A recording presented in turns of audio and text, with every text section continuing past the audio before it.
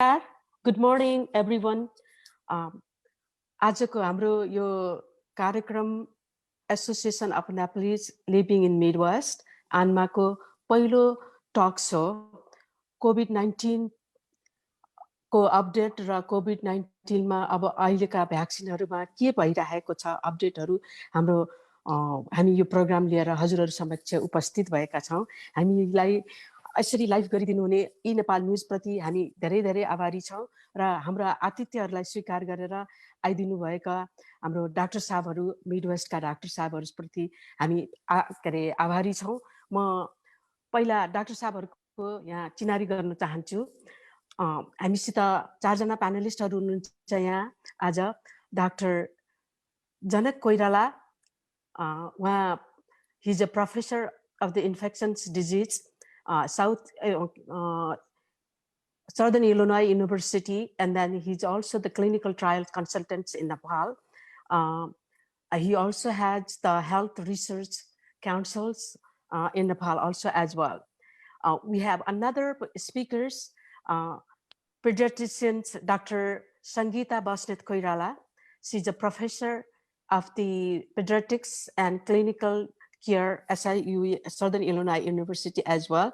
हजुरहरु दुवैजनालाई म हाम्रो प्रोग्राममा स्वागत गर्न चाहन्छु आजको यस बिहानमा।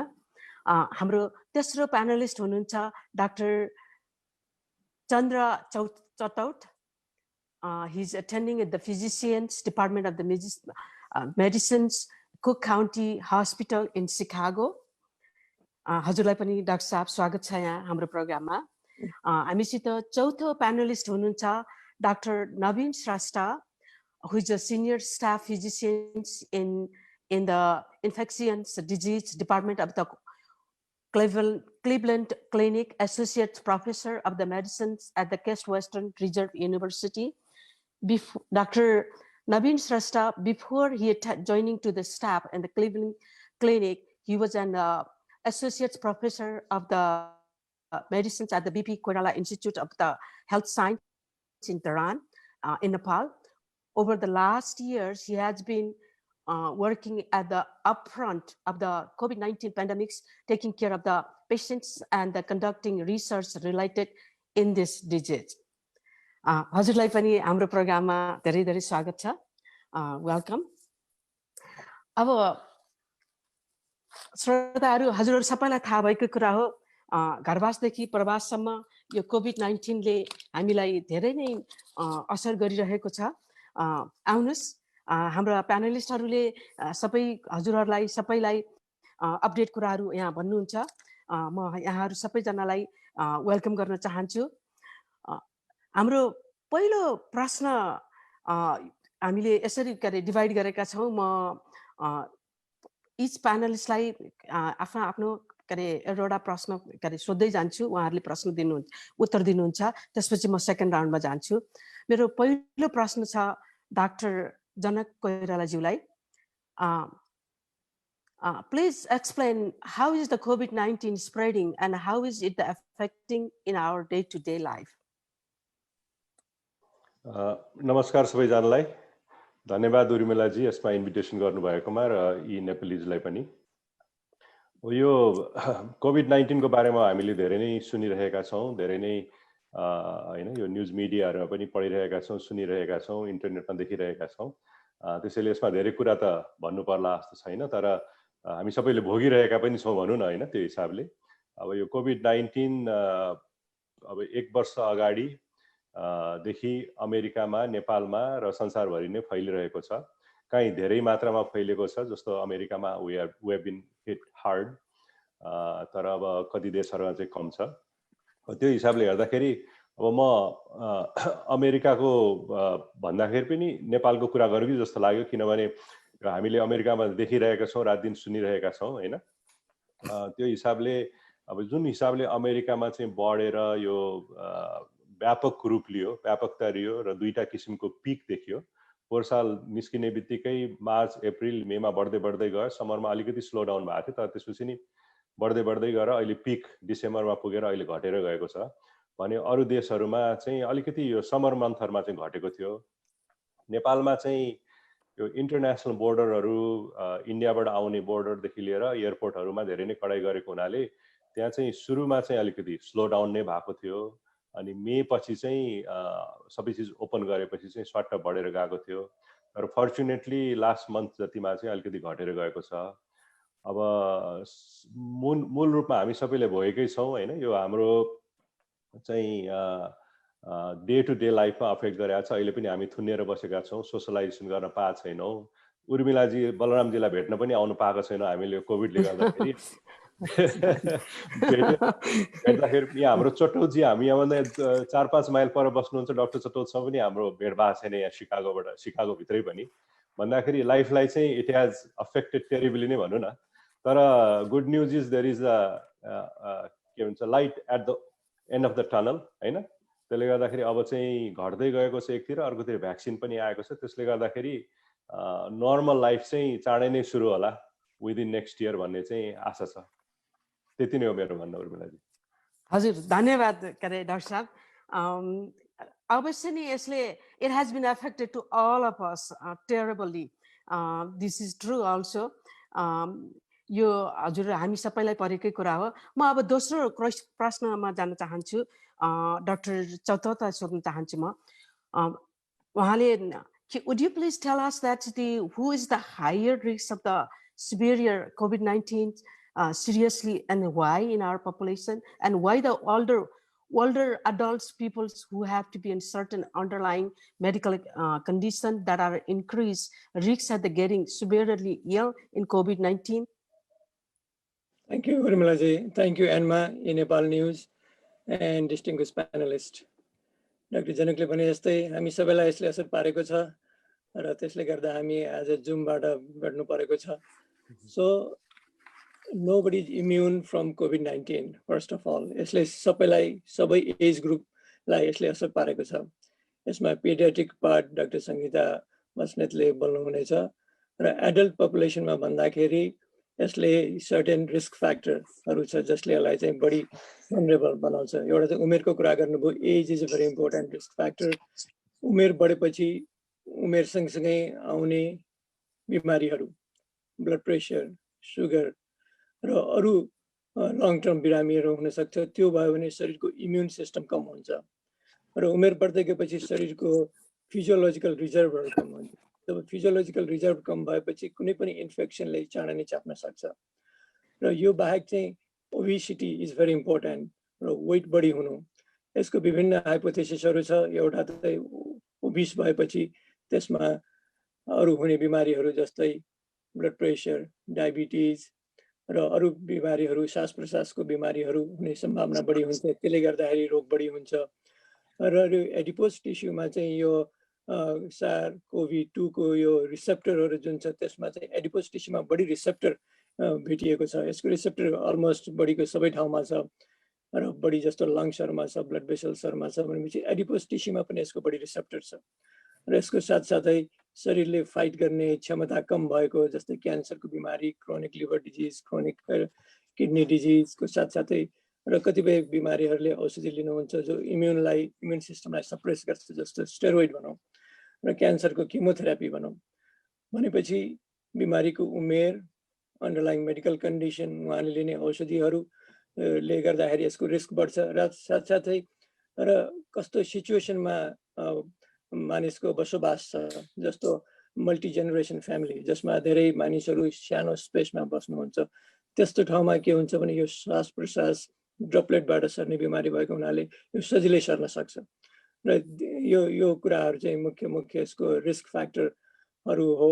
र यो बेसिकली यसले जसलाई पनि हुन सक्छ, कसैलाई बढी सिरियस गर्छ, कसैलाई कम गर्छ, तर हामी सबैले यसप्रति सजग रहनु जरुरी छ। Thank you. हजुर, थ्यांक यू डाक्टर साहब, हजुरको भ्यालुएबल उत्तर हाम्रो लागि। म हजुरहरूलाई हामी सबैजनालाई हेरिरहनु भएको यो फेसबुकबाट लाइभ र नेपाल न्युजबाट लाइभ हेरिरहनु भएको हजुर सबैजनालाई मैले के भन्न चाहन्छु भने हजुरहरूको कुनै पनि हाम्रो प्यानलिस्टसँग कुनै पनि प्रश्न के अरे प्रश्नसँग के अरे हजुरहरूको प्रश्न छ भनेदेखि त्यहाँ लेखिदिनु होला। हामीसित 3-4 जना हाम्रो आन्माका के अरे भाइस प्रेसिडेन्ट महासचिवज्यू doctor Om Dahal, vice president के अरे हाम्रो सञ्जय श्रेष्ठज्यू र हाम्रो इमिडिएट पास्ट प्रेसिडेन्ट बलराम पन्थीज्यूले कलेक्ट गरिरहनु भएको छ प्रश्नहरू। हजुरहरूलाई हामीले के अरे हजुरहरूको प्रश्न हामीले यहाँ लिएर आउँछौँ। अब म प्रश्न समयलाई के अरे ध्यानमा राख्दै म सिधै अब डाक्टर सङ्गीता कोइरालाज्यूलाई सोध्न चाहन्छु। हामी आमा भएको नाताले हामीसँग धेरै बच्चाहरू पनि छन् र उहाँ पिडियाट्रिक्स हुनुभएको हुनाले मैले उहाँलाई के अरे बच्चा सम्बन्धी केही प्रश्न सोध्न चाहन्छु। डाक्टर सङ्गीताज्यू, what do you think what are the risks of the children becoming ill from the COVID-19? And should children wear the masks? And what are their age limited? And how the masks should be wear for children? Thank you. Thank you, Urmilaji. So the chances of children getting COVID is the same as chances of adults getting COVID. तर covid बच्चाहरुमा चाहिँ नि के छ भने covid ले त्यस्तो बिरामी बनाउँदैन. For example, like when adults get sick, they can get very sick. They might need to be hospitalized. They might be in the ICU. They might even die. But COVID चाहिँ नि त्यस्तो गराउँदैन के. It might just be like अलिकति ज्वरो अनि अलिकति रुगाखोकी जस्तो मात्रै हुन सक्छ. So in America, in the US, it seems as if there is 12% of the total COVID patients are children. That might be an underestimate because त्यो बच्चालाई सर्वेलेन्स गरेको छैन. त्यसले गर्दाखेरि बच्चाहरूलाई कतिलाई भएर पनि थाहा नभएको हुन सक्छ. It's the same thing in Nepal. त्यसले गर्दाखेरि धेरै बच्चालाई भए पनि because they're not very sick, we don't really know the true number. Although 12% छ भन्छ अहिले. अनि out of अहिले 500,000, almost 400,000, over 400,000 deaths भएको छ अमेरिकामा. अहिलेसम्म मैले the latest newsहरू हेर्दाखेरि चाहिँ नि there's about 200 deaths in children due to COVID, which is extremely low compared to the adult population. So बच्चाहरूलाई चाहिँ नि धेरै बिरामी बनाउँदैन. But हुने चान्स चाहिँ equally छ हुने चान्स चाहिँ नि. अर्को कुरा चाहिँ नि मास्कको कुरा गर्नुभयो. मास्क चाहिँ नि अहिले CDC-ले 2 years or older-लाई चाहिँ नि मास्क लगाइदिनु भनेको छ. 2 years र younger-लाई चाहिँ नि I think it's probably because asphyxiation को डर हुन्छ सानो बच्चाहरूलाई. We are very scared of them getting suffocated. So that's probably the reason why they don't want less than 2 years old kids to wear masks. अनि अरु पनि बिरामी जस्तो if they have issues with breathing, they're not supposed to wear mask. So that's what it is. Sudhi, thank you so much. Do they have any specify for the 2 years old child wear any specific types of the masks or the in general masks? No, any mask. It doesn't have to. Yeah, it doesn't have to be any specific masks. I think just in general. Okay, thank you. अब म यो अर्को प्रश्न गर्न चाहन्छु doctor Naveen श्रेष्ठज्यूलाई. Would you tell us that how someone will know how they get the COVID-19? What are the symptoms? Would you also explain that? Also, we see that there is a new trend of the new symptoms coming here. Also, recently in these days, would you also touch space that those new symptoms also as well? Thank you. Namaskar, and thank you, Urmilaji, for inviting me.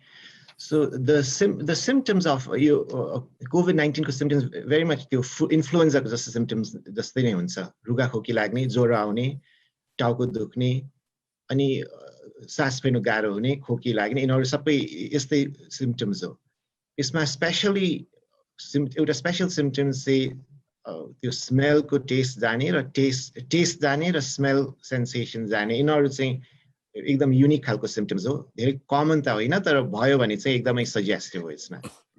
अनि अर्को कुरा यहाँले सोध्नुभएको त्यो नयाँ भेरिएन्ट्सहरू, आजकल त्यो नयाँ भेरिएन्ट्सहरू चाहिँ ठाउँ ठाउँमा देखिएको छ. धेरै नाम चलेको छ. एउटा युकेबाट आएको छ, एउटा साउथ अफ्रिकाबाट, एउटा ब्राजिलबाट. यिनीहरू कस्तो भने सिम्पटम्स चाहिँ उस्तै नै हो तर यिनीहरूको के भने अलिक सजिलो फैलिने डर छ यिनीहरूको अनि अर्को कुरा चाहिँ औषधिहरूले त्यति राम्रो काम नगर्ला भ्याक्सिनहरूले त्यति राम्रो काम नगर्ला भन्ने प्रश्नहरू उठेको छ तर त्यो अहिले त्यति थाहा भएको छैन हामीलाई के थाहा छ भने भ्याक्सिन अझै पनि काम गर्छ कति राम्रो काम गर्छ चाहिँ थाहा छैन तर काम गर्छ भनेर थाहा छ ट्रिटमेन्टहरू तिनीहरूको अहिलेसम्म उस्तै नै हो खाली कुरा चाहिँ यो नयाँ भेरिएन्टहरू चाहिँ अलिक सजिलो फैलिन्छ अरू पहिलाको भेरिएन्टहरू अहिले के अरे अफ्रिकामा जुन नयाँ सिम्पटम्स भनेर भनिरहेको छ नि can you explain that is that also the what are those I mean how should we alert to our population for those kind of things नयाँ सिम्पटम्स भन्ने त मलाई त्यति थाहा भएन यिनीहरूको सिम्पटम्स त उस्तै नै हो खाली अलिकति सजिलो फैलिन्छ भन्ने कुरा भइरहेको छ हजुर thank you हजुर So I'm going to go to another round of the questions to Dr. Janak Koirala-ji now. Are you done, Dr. Naveen-ji? Yes, thank you. So thank you, Has. I'm going to ask the next questions to Dr. Janak Koirala-ji. Since he's been in Nepal also, and he has been working also some of the antibody plasma between two Nepali governments and anti-Nepal. Let me ask that we have a lot of the mosquitoes in Nepal. Now, obviously, my first question is that can mosquitoes or the ticks that spread with a dog be spread of that virus can be cause also the COVID-19? Should we be alert for that? हैन त्यो चाहिँ जुन पनि यो आउँदाखेरि कुनै पनि नयाँ रोग आउँदाखेरि जस्तै एचआईभी आउँदाखेरि पनि त्यो क्वेशन आएको थियो अघि अब यो अहिलेसम्म थाहा भए अनुसार चाहिँ मुख्य गरी यो चाहिँ हाम्रो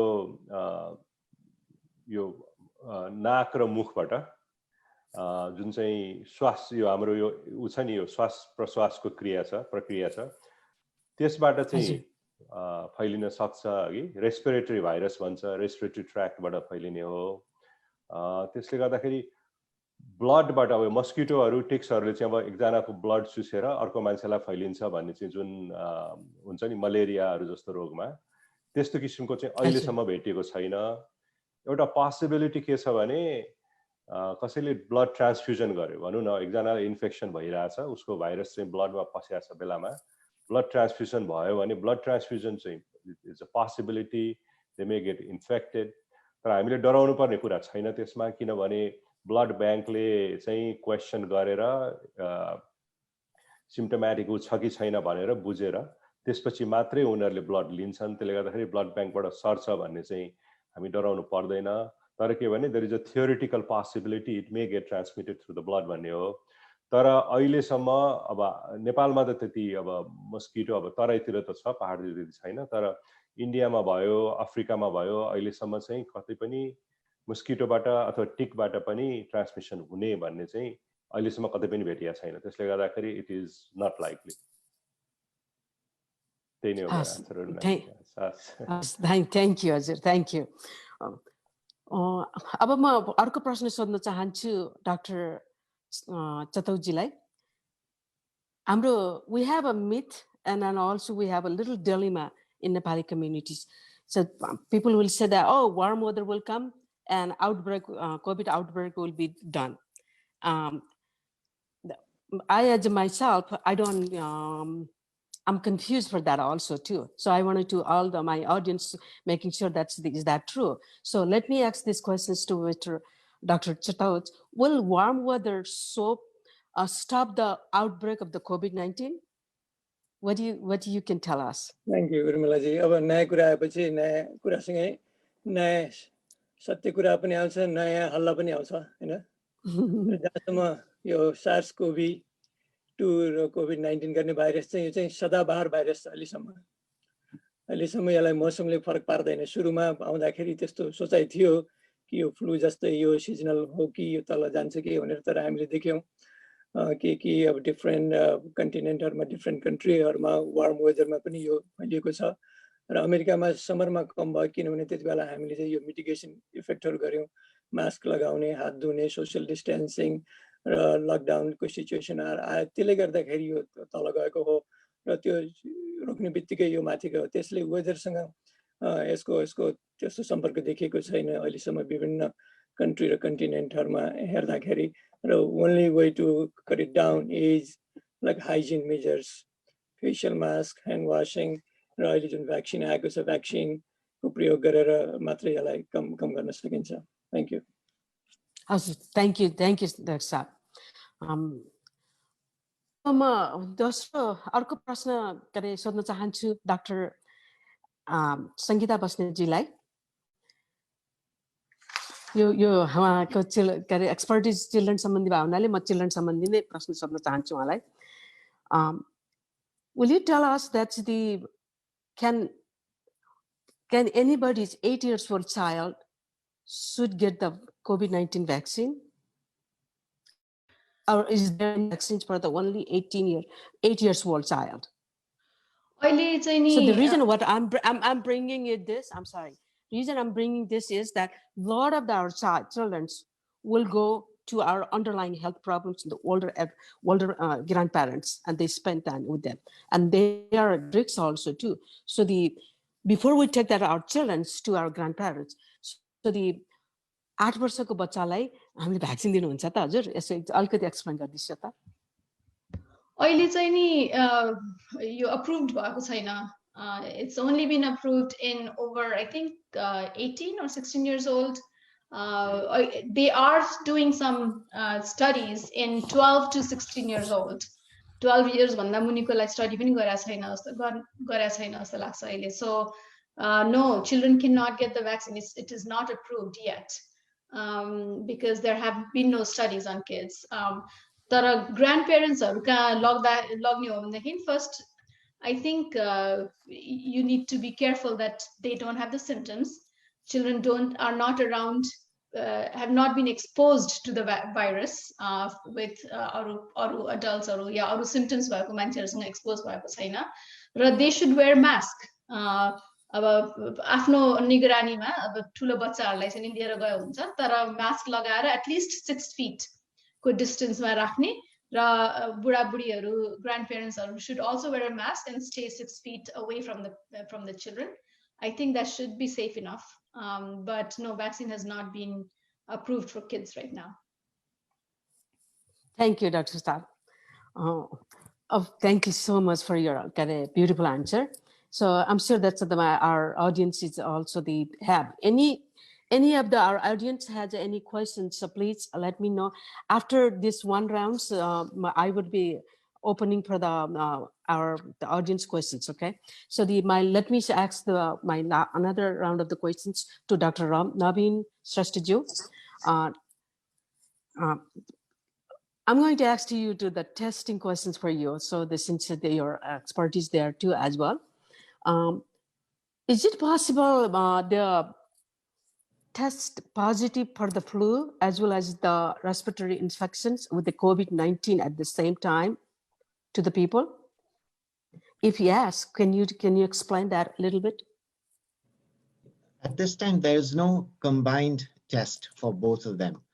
They have to be tested separately, but you can of course test at the same time. So you can use the same specimen and you can do depending on what tests are done in the lab, using the same specimen, you can test for COVID-19, but you'll have to do a separate test for the flu. It is theoretically possible, I think, for them to develop a test that could do all that in one test, but none of that is available at this time. None of that is available. Yeah. But it's very easy to just test for both of them separately. म त्यसमा अलिकति थपिदिउँ है उर्मिलाजी। Doctor नवीनले भन्नुभयो जस्तै दुईटै टेस्टलाई पठाउन सकिन्छ एउटै स्याम्पललाई है। तर अब अस्पतालमा बिरामी भएर जाँदाखेरि चाहिँ दुईटा मात्रै होइन थुप्रै टेस्टहरू गर्छौँ कि हामी, नाकबाट निकाल्यो होइन, त्यसपछि 22वटा भाइरसहरू अरू पनि हुन्छ नि, यो कोल्ड सिजनमा त थुप्रै भाइरसहरू घुमिरहेको हुन्छ नि एभ्री इयर। त्यसले गर्दाखेरि त्यही एउटा स्याम्पलबाट फ्लू, त्यहाँ अरू चिज बच्चाहरू छन् भने आरएसभी, अरू एडिनो भाइरस, अरू थुप्रै भाइरसहरूलाई पनि टेस्ट गरिन्छ एउटै स्याम्पलबाट। तर डाक्टर नवीनले भने जस्तो एउटै टेस्ट चाहिँ रन गर्ने होइन, डिफ्रेन्ट टेस्ट ल्याबमा गएर पिसिआरकै डिफ्रेन्ट टेस्ट गरेपछि त्यो सबै भाइरसहरू देखिन सकिन्छ। तर सिम्टम छ भने एक्सपोजरको लागि मात्रै हो भने चाहिँ खालि कोभिडलाई मात्रै गर्छ। हजुर, धन्यवाद, थ्याङ्क यू डाक्टर साहब। अब म यो अडियन्सको क्वेसनलाई के अरे ओपन गर्छु। हाम्रो महासचिव के अरे आन्माको महासचिव के अरे ओम दाहाल, डाक्टर ओम दाहालज्यू, हजुर त्यहाँ हुनुहुन्छ? केही केही अडियन्सबाट हाम्रो केही प्रश्नहरू छ भनेदेखि हजुरले त्यहाँ राख्नुभयो हुन्छ हाम्रो कुनै पनि प्यानलिस्टलाई। हजुर नमस्कार। अहिलेसम्म चाहिँ यहाँ खास हाम्रो फेसबुक लाइभमा कसैले पनि क्वेसनहरू सोध्नु भएको छैन होइन। कति सोध्नु भयो भने म त्यसलाई अवश्य यहाँ प्रस्तुत गर्नेछु। धन्यवाद। हस् ल, धन्यवाद, थ्याङ्क यू।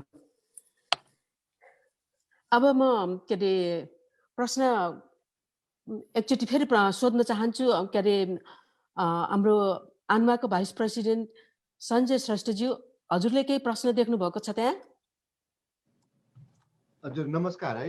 यहाँ चाहिँ अघि हाम्रो ओम दाहालज्यूले भन्नुभयो जस्तै केही पनि प्रश्न अहिलेसम्म देखेको छैन है। म तपाईँलाई फेरि अपडेट गर्छु।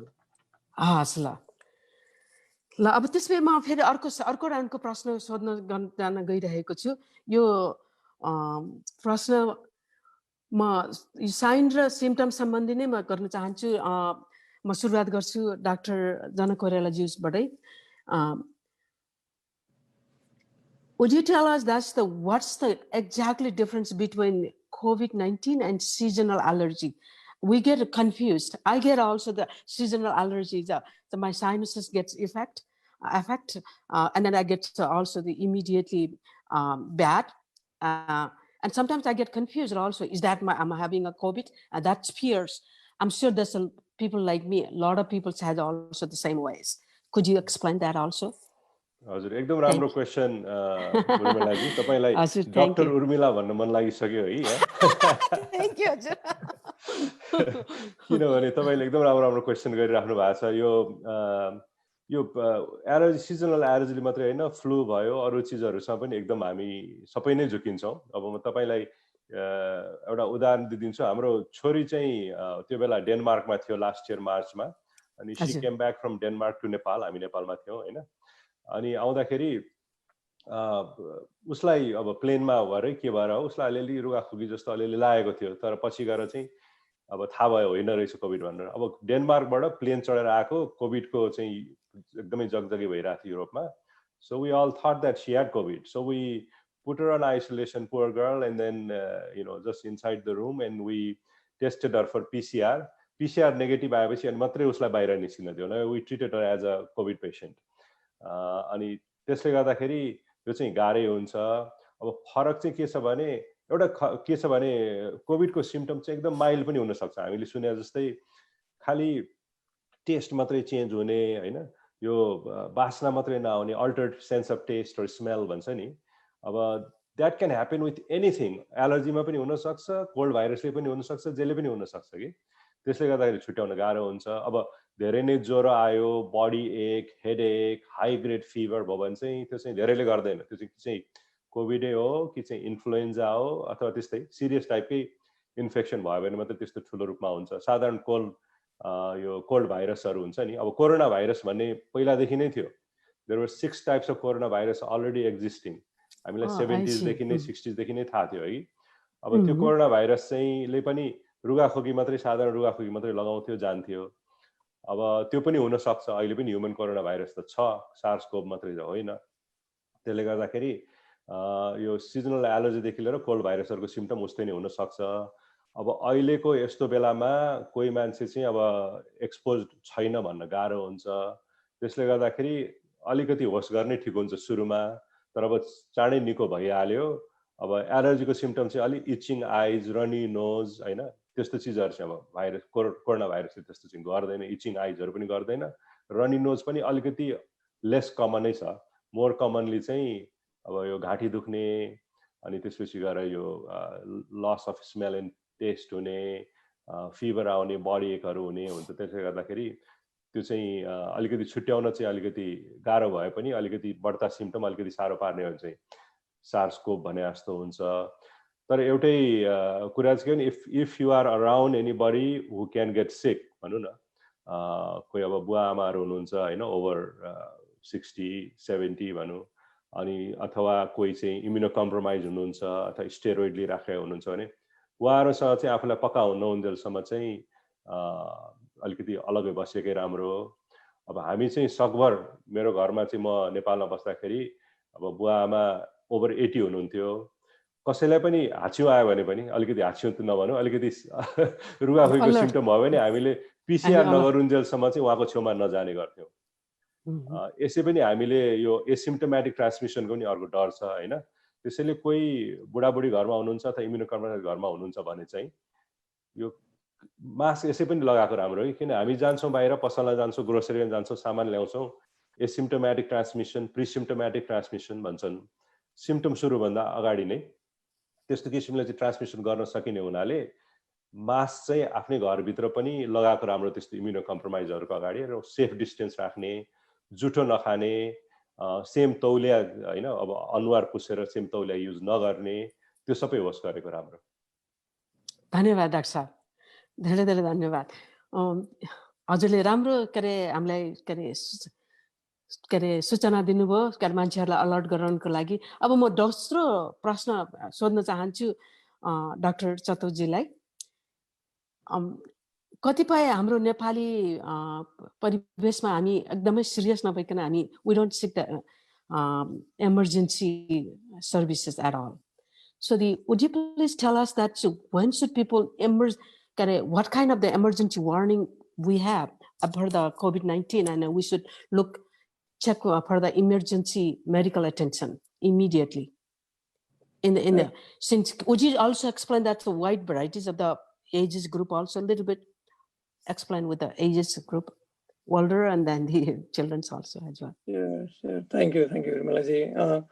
Basically, about COVID को के छ भने सिम्पटम्सहरु डाक्टर जनकले भन्नुभएको जस्तै 40-50% मा तपाईको सिम्पटम्स केही पनि हुँदैन, उनीहरुलाई थाहा पनि हुँदैन। either they remain asymptomatic अथवा पछि गएर सिम्पटम देखिन्छ तर प्री सिम्पटोमेटिक स्टेजमा ट्रान्सफर गर्छ। एउटा ग्रुप चाहिँ त्यस्तो हुन्छ, त्यस्तो मान्छेलाई थाहा पनि हुँदैन unless you test it for some reason.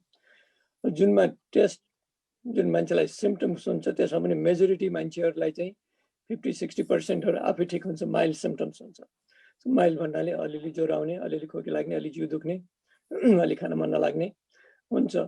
र हामीले विचार गर्नुपर्ने मुख्य सिम्पटम्सहरु चाहिँ सास फेर्न गाह्रो भयो, त्यसको मतलब चाहिँ जुन न्युमोनिया छ त्यो न्युमोनिया अलि कडा छ भन्ने थाहा हुन्छ, सास फेर्न गाह्रो भयो।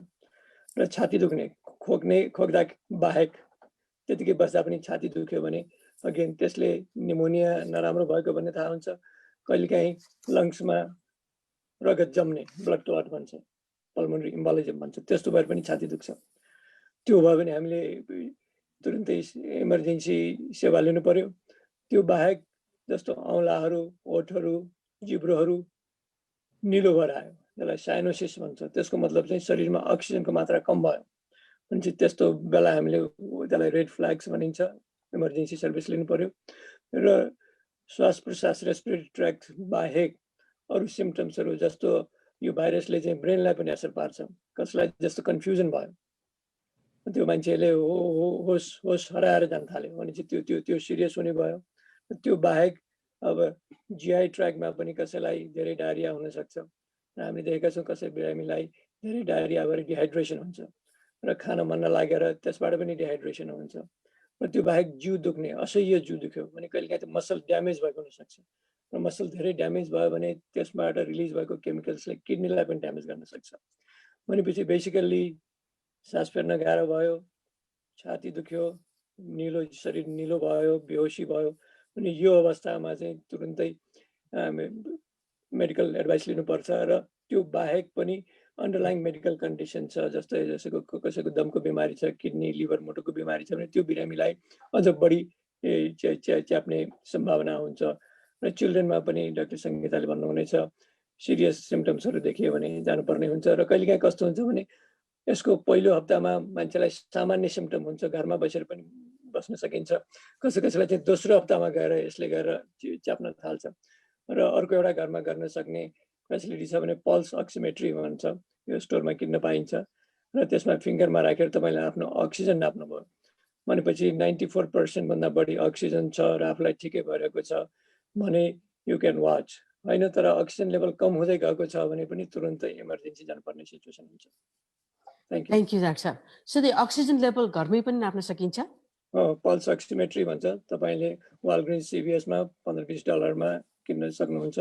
अब धेरै कम अक्सिजन मात्रालाई चाहिँ यसले एक्युरेटली देखाउँदैन, तर जबसम्म 94% माथि छ त्यो मोरलेस इट इज एक्युरेट, अनि त्यसले चाहिँ न्युमोनियाको सिभिरिटी कस्तो छ, अक्सिजन कति छ भनेर नाप्न मिल्छ घरमा।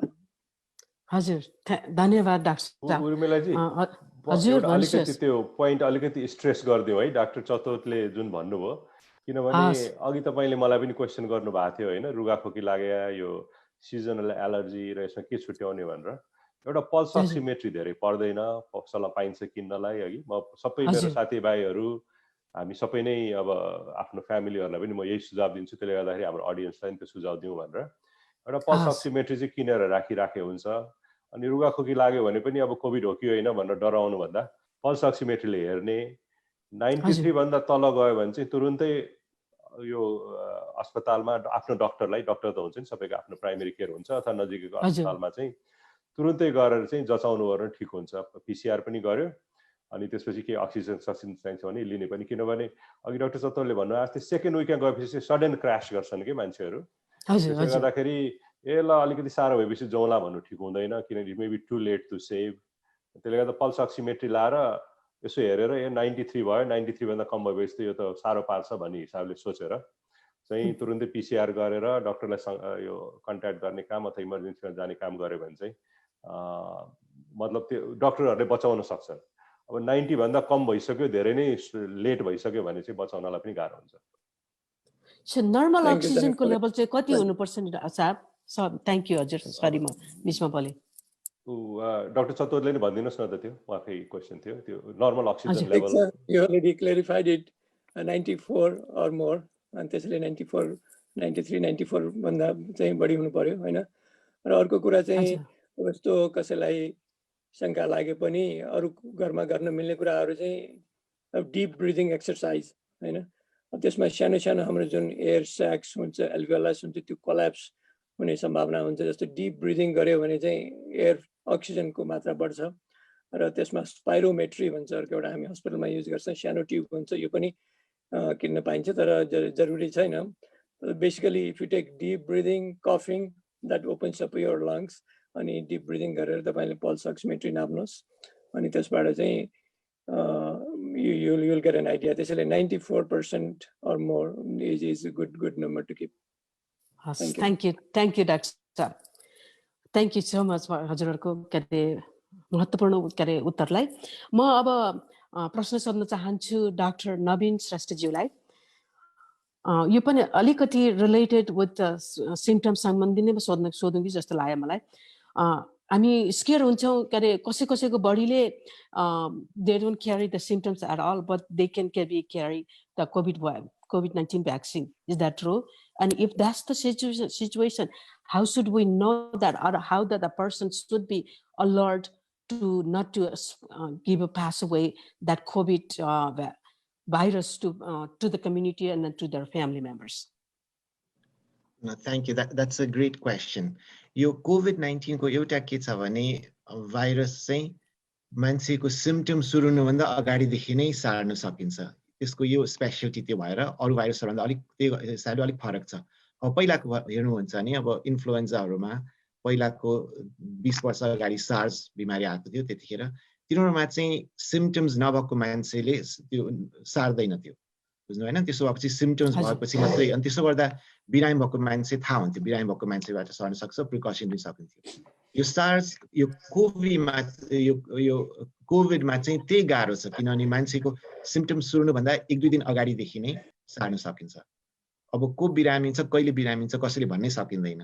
त्यसैले यो बेलामा अब स्पेशली बाहिर गइरहनु पर्ने मान्छे, एक्सपोजर हुन सक्ने मान्छेहरूले अरू सँगसँगै हुँदा मास्क लगाएको राम्रो हो। त्यसैले हाम्रो यो युनिभर्सल मास्किङ भन्ने जुन पोलिसी छ, बाहिर जाँदा ग्रुप्सहरुमा हुँदा मास्क लाउनु भनेको मुख्य कारण नै त्यही हो, किनभने भन्नै सकिँदैन को बिरामी छ भनेर। हजुर, धन्यवाद डाक्टर साहब। अब म थ्याङ्क यू सो मच के अरे हामीलाई जहिले पनि फेयर भइरहेको हुन्छ म आफै पनि फेयर फिल गर्छु कोही मान्छे घरमा आउनुभयो अथवा कान्छीसँग नजिक अब उहाँको शरीरले त क्यारी गरिरहेको होला मलाई दिन्छ कि अथवा मैले क्यारी गरिरहेको छु कि उहाँलाई मैले दिने हो कि भन्ने हामीलाई एउटा दुविधा थियो त्यो हजुरले क्लियर गरिदिन्छु धन्यवाद मास्क नै यसको लागि मेन औषधि हो भन्छु हैन त हजुर धन्यवाद अब म डाक्टर सङ्गीता कोइरालाज्यूलाई सोध्न चाहन्छु यही इमिडिएट एटेन्सन हामी बच्चाहरूको लागि तुरुन्तै इमिडिएट एटेन्सन कति यो कोभिड-19 को हुन लाग्यो भनेर कति बेला थाहा पाउने अलिकति यो बच्चाहरूको साइन अब नखाने भमिट हुने मुख निलो हुने त्यस्तो अरू केही विशेष हजुरहरूले केही छ कि एकचोटि अलिकति एक्सप्लेन गरिदिनुहुन्छ कि हजुर यो चाहिँ नि इट्स लाइक अ कोभिड-19 जुन कोभिड-19 भाइरसै भएको बच्चाहरू the child that has COVID-19 disease त्यसको सिम्पटम्स चाहिँ नि मेनली फिभर अनि त्यसपछि some children can not necessarily have fever, they can just have cough. कोही बच्चाहरूलाई खाली डायरिया मात्रै पनि हुन सक्छ कोही बच्चाहरूलाई सबै सिम्पटम्स पनि हुन सक्छ हैन तर त्यो भन्दा पनि हाई ग्रेड फिभर अनि त्यसपछि difficulty breathing cough runny nose mental status changes doctor चटोरले भने जस्तो अलिकति कन्फ्युजन जस्तो खाना मन नलाग्ने बच्चाहरू usually they like to eat but they are fussy and they don't want to eat अनि सिभियर डायरिया भमिटिङ छ जसले गर्दाखेरि चाहिँ बच्चाले खान सकिरहेको छैन डिहाइड्रेसन हुने चान्स हुन्छ त्यस्तो बच्चाहरूलाई चाहिँ डाक्टर कहाँ इमिडिएटली लग्नुपर्छ अनि त्यसबाहेक तपाईँले यो question I don't know if you are going to ask that question but there something यो कोभिड-19 ले चाहिँ बच्चाहरू त्यति बिरामी भएको देखिँदैन र डेथ रेट पनि एक्सट्रिमली लो छ and यो तपाईले I think we all know pediatric hospitals were completely empty. I mean during the COVID-19 season pediatricians didn't have much work to do. Pediatric ICU specialists like myself were actually taking care of adults. So त्यस्तो भएको थियो है so COVID-19 itself is not going to cause a lot of problems in kids. But अब चाहिँ नि COVID-19 पछि 2 देखि 4 हप्ता पछि चाहिँ नि they started finding another condition related to COVID-19 which is called MISC. It's called multiple inflammatory syndrome temporarily related with COVID भन्छ के भनेपछि 2 देखि 4 त्यो चाहिँ I don't know if you're going to ask that later or should I explain? Yeah, I have a question. Okay, perfect. Okay, great. Question, so I'll be asking to you later. Okay. So yeah, thank you so much. Let me pause here for a minute here, and I'm going to be asked that to the audience if there is any question to our question. The person has all took it. So. Do we have any questions? I'm going to ask this times to our immediate presidents, past president, Balram Panthi. Balram Panthi ji, do you have any questions from our audience? Yes, I do one. Okay, what is that? एकजनाले यहाँ प्रश्न सोध्नु भएको छ मलाई covid लाग्यो र म सन्चो पनि भएँ अब यो भ्याक्सिन आइराखेको छ मैले चाहिँ भ्याक्सिन दिनु पर्छ कि पर्दैन लगाउनु पर्छ कि पर्दैन भनेर सोध्नु भएको छ So any of our panelists can take that question. So who would like to take that? Sure. So short answer vaccine लाउनु पर्छ क्वेशन इज कहिले लाउनु पर्छ हैन किनभने तुरुन्तै कोभिडबाट रिकभर हुँदाखेरि शरीरमा एन्टिबडीहरू बनिरहेको हुन सक्छ त्यसैले सामान्य रेकमेन्डेसन्स चाहिँ र भ्याक्सिन अवेलेबिलिटीको पनि कुरा आउँछ त्यसैले सामान्यतया 90 डेज जस्तो 3 मन्थ्स जस्तो वेट गर्ने भन्ने सामान्य रेकमेन्डेसन छ र अर्को पक्ष चाहिँ कुनै स्टडीहरुमा चाहिँ नेचुरली एक्वायर्ड गरेको इम्युनिटी 6 महिनासम्म पनि बस्न सक्छ भन्ने स्टडीहरु छ हैन त्यसैले गर्दाखेरि भ्याक्सिन चाहिँ लाउनु पर्छ अवेलेबल भएपछि र अप्रोक्सिमेटली 3 मन्थ्स जस्तो वेट गर्ने भन्ने सामान्य रेकमेन्डेसन्स चाहिँ छ यसमा डाक्टर जनक अथवा डाक्टर नवीनले के एड गर्नुहुन्छ भने प्लिज डु एकपल्ट कोभिड भएपछि अलिकति त्यो इम्युनिटी त हुन्छ तर कति दिनसम्म रहन्छ त्यो थाहा छैन 3 महिना जति त रहन्छ भनेर अलिक ढुक्कै नै भयो हुन्छ 6 महिनासम्म पनि रहन सक्छ त्यसैले कोभिड भइसकेको मान्छेलाई तुरुन्तै भ्याक्सिन लिइरहनु पर्ने त्यस्तो जरुरी छैन अहिले भ्याक्सिन कम भएको बेलामा अहिले लिइहाल्नु पर्ने छैन तर अहिलेको रेकमेन्डेसन चाहिँ 3 महिना जति पछि भ्याक्सिन लिनु भनिन्छ धन्यवाद थ्यांक यू अर्को पनि प्रश्न छ अहिले नै भनिहालौँ अथवा पछि समय पर्खिरौँ हुन्छ भनौँ यो अहिले प्रश्न लिने समय हो अनि अर्को एकजनाले यहाँ प्रश्न के गर्नु भएको छ भने मलाई कोभिड पनि भयो धेरै गाह्रो पनि भयो सास फेर्न असाध्यै गाह्रो भयो मर्छु जस्तो पनि लागेको थियो धुवाको मुस्लो भित्र बसे जस्तो फिलिङ हुन्थ्यो सास फेर्दाखेरि खोकी लाग्थ्यो अहिले त म पूर्ण स्वस्थ भएँ अब के मेरो फोक्सो सदाको लागि चाहिँ ड्यामेज हुन्छ त भनेर चाहिँ सोध्नु भएको छ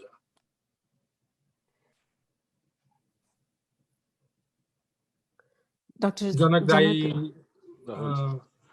will you answer that? म सुरु गरिदिन्छु अनि अब डाक्टर चट्टोले डाक्टर नवीनले थप्नु भयो हुन्छ त्यसमा मलाई सबभन्दा पहिला चाहिँ बलरामजी तपाईको पछाडी सोफामा बसेको कुकुर मन पर्यो है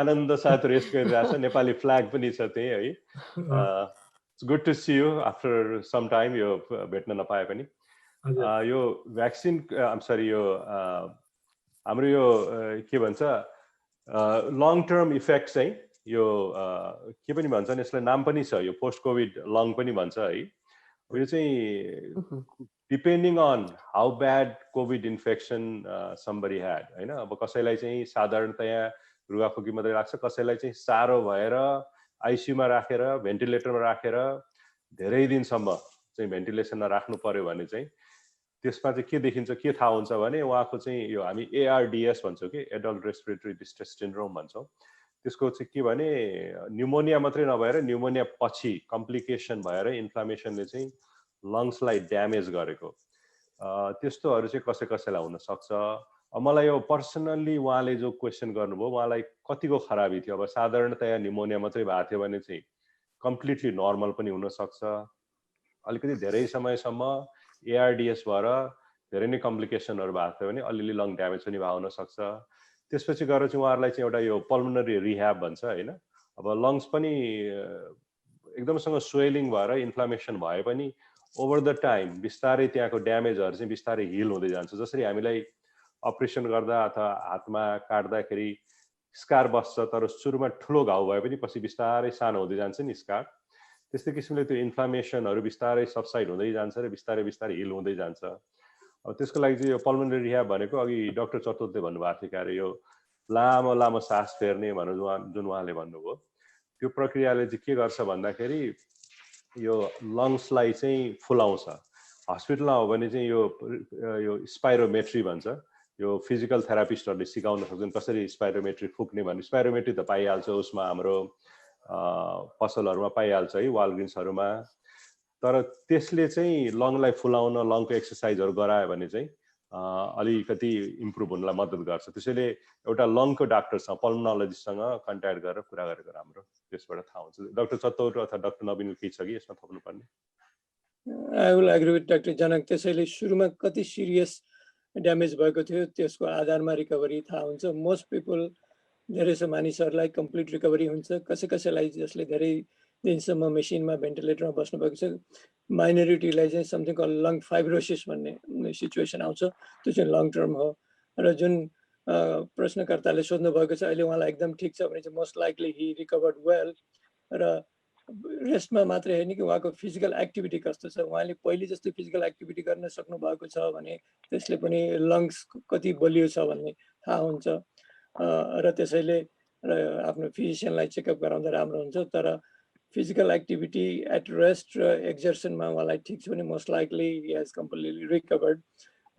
तर क्लिनिकल फलोअप गर्नु चाहिँ राम्रो हुन्छ डाक्टर नवीनले के एड गर्नुहुन्छ भने थ्यांक यू अर्को पनि क्वेसन छ उहाँको सेम टाइममा अर्कोले सोध्नु भएको छ मेरो सुग्ने शक्ति पनि हराएको थियो र टेस्ट पनि पुरै हराएको थियो मेरो चाहिँ टेस्ट चाहिँ फर्केर आयो तर म 2-3 महिना भइसक्यो मेरो सुग्ने शक्ति टोटली हरायो मेरो सुग्ने शक्ति छँदै छैन भनेर भन्नु भएको छ यो के उहाँको फर्केर आउँछ अथवा चाहिँ उहाँले चाहिँ उहाँको चाहिँ जुन गन्ध पाउने सधैँको लागि चाहिँ लस्ट गर्नुहुन्छ अथवा चाहिँ इट विल कम ब्याक? धेरै जस्तो मान्छेमा त्यो फर्केर आउँछ। अब रिकभरी टाइम भिन्दै हुन्छ, कसैको चाँडै रिकभर हुन्छ, कसैको ढिलो हुन्छ, तर हामीले थाहा पाए अनुसार धेरै जस्तो मान्छेको चाहिँ त्यो सुँग्ने शक्ति, टेस्ट गर्ने शक्ति फेरि फर्केर नै आउँछ। थ्याङ्क यू सबैजनालाई धन्यवाद। म फेरि अरू पछि लिन्छु। हस्, धन्यवाद। मैले अघि देखेको थिएँ म्यासेजमा हाम्रो भाइस प्रेसिडेन्ट सञ्जय श्रेष्ठज्यूसँग पनि प्रश्न छ भनेर। सञ्जय श्रेष्ठज्यू, हजुरको के अरे अडियन्सबाट आएको प्रश्न छ भने सोधिदिनु भन्न अनुरोध गर्छु म। हजुर, यहाँ राजन विक्रम मल्लज्यूले एउटा प्रश्न सोध्नु भएको छ है। One of my COVID positive 60 years old friends received antibody infusion. She said it's not the convalescent plasma. Would you please tell me, is there any antibody treatment beside convalescent plasma? भनेर सोध्नु भएको छ। Any of the panelists can take that question, please. Antibody र कन्भलेसेन्ट प्लाज्माको कुरा गर्नुभएको जस्तो छ। त्यो दुईटा चाहिँ फरक हो। अब एन्टिबडी चाहिँ के भन्छ नि, मोनोक्लोनल एन्टिबडी भन्छ, त्यसलाई ल्याबोरेटरीमा बनाइन्छ र अहिले त्यसको युज अमेरिकामा चाहिँ त्यसलाई इमर्जेन्सी युज अथोराइजेसन भन्छ, FDA ले दिएको। त्यो चाहिँ आउट पेसेन्ट ट्रिटमेन्ट। जस्तो बिरामीलाई सुरुमा कोभिडको सिम्पटम्स भयो, कोभिड टेस्ट पोजिटिभ भयो, तर बिरामी एकदम सिरियस छैन, हस्पिटलाइज गर्नुपर्ने छैन, तर त्यसको कोभिड चाहिँ प्रोग्रेस हुने सम्भावना छ। जस्तो अन्डरलाइङ मेडिकल कन्डिसन छ, उमेर बढी छ भने चाहिँ कोभिड अगाडि नबढोस् भनेर त्यो एन्टिबडी, सिङ्गल मोनोक्लोनल एन्टिबडी अथवा एन्टिबडी ककटेल त्यो दिइन्छ। त्यो चाहिँ इन्ट्राभेनस इन्फ्युजन 1 घन्टाको इन्जेक्सन दिएर आउट पेसेन्ट सेटिङमा दिइन्छ। तर त्यसको इमर्जेन्सी युज मात्रै छ, त्यो त्यस्तो वाइड स्प्रेड युजमा चलेको छैन। एक त इन्जेक्सनबाट दिनु पर्यो, अब्जर्भ गर्नु पर्यो र सुरुको एकदम अर्ली स्टेजमा दिनु, त्यो चाहिँ मोनोक्लोनल एन्टिबडी हो। कन्भलेसेन्ट प्लाज्मा चाहिँ डाक्टर जनकले थप्नु हुनेछ, उहाँको यसमा रिसर्च र डाक्टर नवीनले। त्यो चाहिँ भर्ना भएको बिरामीलाई, र त्यो पनि इमर्जेन्सी युज र इन्भेस्टिगेसनको रूपमा मात्रै छ, FDA एप्रुभ छैन यो पनि। र किनभने बिरामी आएपछि यदि सुरुको अवस्थामा आउनुभयो, जति बेला उहाँले आफूले आफ्नो एन्टिबडी बनाउनु भएको छैन, त्यति बेला यो काम गर्छ। तर एकचोटि अब हप्ता दिन 10 दिन भइसकेपछि आफ्नो शरीरले एन्टिबडी बनाउन थालेपछि यो दिएर यसको मतलब छैन। त्यसैले त्यसको इफेक्टिभनेस धेरै छैन, रिसर्च भइरहेको छ र दिए पनि भेरी अर्ली, विदिन 3 days दियो भने चाहिँ कन्भलेसेन्ट प्लाज्माको बेनिफिट भन्छ। अनि डाक्टर जनकले यसमा एड गर्नु। मेरो के पनि एड गर्नु छैन। Naveen, do you have something to add? होइन, यहाँले भनेको सबै ठिकै हो। थियोरेटिकली अब यो यिनीहरू कन्भलेसेन्ट प्लाज्मा पनि मोनोक्लोनल एन्टिबडिज पनि, यिनीहरूको बेसिक आइडिया चाहिँ के हो भने त्यो एन्टी कोरोना कोभिड एन्टिबडिजले बडीलाई हेल्प गर्ने भनेर थियोरेटिकली काम गर्ने अर्ली फेजमा हो, अब within a few days of the onset of illness. तर खास भन्यो भने हामीले यहाँ त्यति चलाएको त्यस्तो इफेक्टिभ जस्तो लागेको छैन। कन्भलेसेन्ट प्लाज्मा पनि त्यस्तो इफेक्टिभ लागेन, यो मोनोक्लोनल एन्टिबडिज पनि त्यस्तो इफेक्टिभ लागेन। हामी यहाँ त त्यति पत्याउँदैनौँ तिनीहरू काम गर्छ भनेर। हजुर, धन्यवाद। एउटा अब प्रश्न म राखौँ त? हस्, राख्दिउँ। म गुणराज लुइटेल। गुणराज लुइटेलजी, म हजुरको बारेमा अलिकति भनौँ कि जस्तो लाग्यो। हाम्रो इन्जाको भाइस प्रेसिडेन्ट, आजको हाम्रो आइटीको सब हजुर म इन्जा, सरी मैले के अरे यसलाई करेक्सन गर्न चाहेँ, क्षमा चाहन्छु। इन्जाको प्रेसिडेन्ट र हाम्रो आजको आइटीको सपोर्टर, हाम्रो लागि धेरै नै, आन्माको लागि धेरै सपोर्ट गर्नुभएको छ। म हजुरप्रति आभारी हुँदै हजुरको प्रश्न राखिदिनुको लागि म अनुरोध गर्छु। हस्, थ्याङ्क यू हजुर। Thank you. सर्वप्रथम त यो आजको इन्टरेक्सन एकदमै सब्जेक्टहरू चाहिँ टपिकहरू हामीले थाहा पाइरहेकै भए तापनि अलिअलि नयाँ कुराहरू यसमा उठिरहेको छ अहिले, होइन? त्यसको लागि म विशेष त हाम्रो डक्टर्स प्यानल जतिजना हुनुहुन्छ यहाँ सबैलाई थ्याङ्क यू भन्न चाहन्छु। अहिले अलिकति हामी नेपाली पनि हौँ, हामी अमेरिकामा पनि छौँ, अनि नेपाललाई पनि हेर्छौँ। जस्तो यो विभिन्न मेडिसिनहरूको बारेमा विभिन्न कन्सेप्टहरू, मान्छेको एउटा विश्वास बन्दै गइरहेको छ। अनि अमेरिकामा हामीले विशेष त यो मोडर्ना र चाहिँ यो फाइजरको भ्याक्सिनहरू लगाइरहेका छौँ भने नेपालमा चाहिँ अस्ट्राजेनिका र यो इन्डियाको अर्को एउटा बायोटेक कम्पनीसँग मिलेर बनाइएको इन्डियामा बनाइएको भ्याक्सिन अहिले लगाउने काम भइरहेको छ। र अलिकति जस्तो नेपालको उसलाई लिने हो भने अमेरिकाको भन्दा भिन्न भ्याक्सिनहरू हो तिनीहरू होइन। अनि अलिकति मान्छेहरूमा एउटा कन्फिडेन्सियालिटी के अरे कन्फिडेन्ट नभएको हो कि जस्तो पनि अलिकति कता कता हामीले सुनिरहेका छौँ, त्यो मिडियाहरूमा पनि आइरहेको छ। भन्दाखेरि यो मेडिकल पोइन्ट अफ भ्यूबाट चाहिँ यी भ्याक्सिनहरूलाई हामीले कसरी लिने डाक्टर साहब? यहाँ पनि जस्तो भन्दो रहेछ तपाईँ चाहिँ यो मोडर्नाको लिनुहुन्छ कि फाइजरको लिनुहुन्छ भनेर टिक लगाउनु पर्ने हुन्छ, आफूले चुज गर्नुपर्ने हुन्छ। भन्दाखेरि हामीले चाहिँ आम एउटा जनसाधारणलाई चाहिँ कुन भ्याक्सिनमा जानको लागि अनुरोध गर्छौँ, अथवा चाहिँ स्पेसल्ली नेपालको कन्टेक्स्टमा पनि त्यो भ्याक्सिन कस्तो हो, इन जनरल अलिकति सबैतिरको कुरा गरेर नेपालको कन्टेक्स्टलाई पनि थोरै हाइलाइट गरिदिनुहुन्छ कि? मेरो सबै डक्टरहरूसँगै छ हजुर जनक डाक्टर साहब। हुन्छ, म सुरु गरिदिन्छु किनभने I been in Nepal and I been involve in vaccine vaccine choosing vaccine let's say होइन इन नेपाल। त्यो हिसाबले चाहिँ अब यो फाइजर मोडर्ना यो दुईटा भ्याक्सिन चाहिँ mRNA based vaccine new technology भयो है। फाइजर र मोडर्नाको भ्याक्सिनको एमआरएनए भनेको यसले चाहिँ दिएपछि मसलमा गएर त्यसले चाहिँ एन्टिबडी यो स्पाइक प्रोटिन प्रड्युस गर्छ। त्यो स्पाइक प्रोटिनको अगेन्स्टमा एन्टिबडिजहरू फर्म हुन्छ। त्यो एन्टिबडिजले यो भाइरसको विरुद्धमा लड्छ होइन। त्यही नै मेन कन्सेप्ट, एन्टिबडिज प्रोडक्सन हुनु पर्यो against the virus so that the virus is neutralised by the produced antibodies. त्यही कन्सेप्ट हुन चाहिँ अब त्यो स्पाइक प्रोटिनलाई कसरी दिने भन्ने डिफ्रेन्ट टाइपको यो मेकानिजमहरू छ, डिफ्रेन्ट टाइपको भ्याक्सिनहरूको डिफ्रेन्ट मेकानिजम्सहरू हुन्छ। यो एमआरएनए भ्याक्सिन चाहिँ सबभन्दा पहिला निस्क्यो, but it's also new technology so people had lot of suspicion about mRNA vaccine. तर अहिले आएर चाहिँ धेरैलाई लागिसक्यो। We have already receive more than 20 million vaccines in United States. त्यो हिसाबले चाहिँ सेफ्टी त इस्टाब्लिस भइसकेको छ। अहिलेसम्म एकजना पनि फेटल टाइपको साइड इफेक्टहरू भएको छैन। साइड इफेक्टहरू भनेको मेनली अब यो मसल दुख्ने भयो, हात दुख्ने भयो, त्यसपछि गएर अलिअलि बडी एक, हेडेक र फिभरसम्म पनि आउने हुनसक्छ, तर थोरै मात्रालाई मात्रै देखिएको छ त्यो। अनि जेनरली कसैलाई फर्स्टमा हुन्छ, कसैलाई सेकेन्डमा हुन्छ। यो मोडर्ना र फाइजर भ्याक्सिन अलिकति फरक जस्तो पनि देखिन्छ।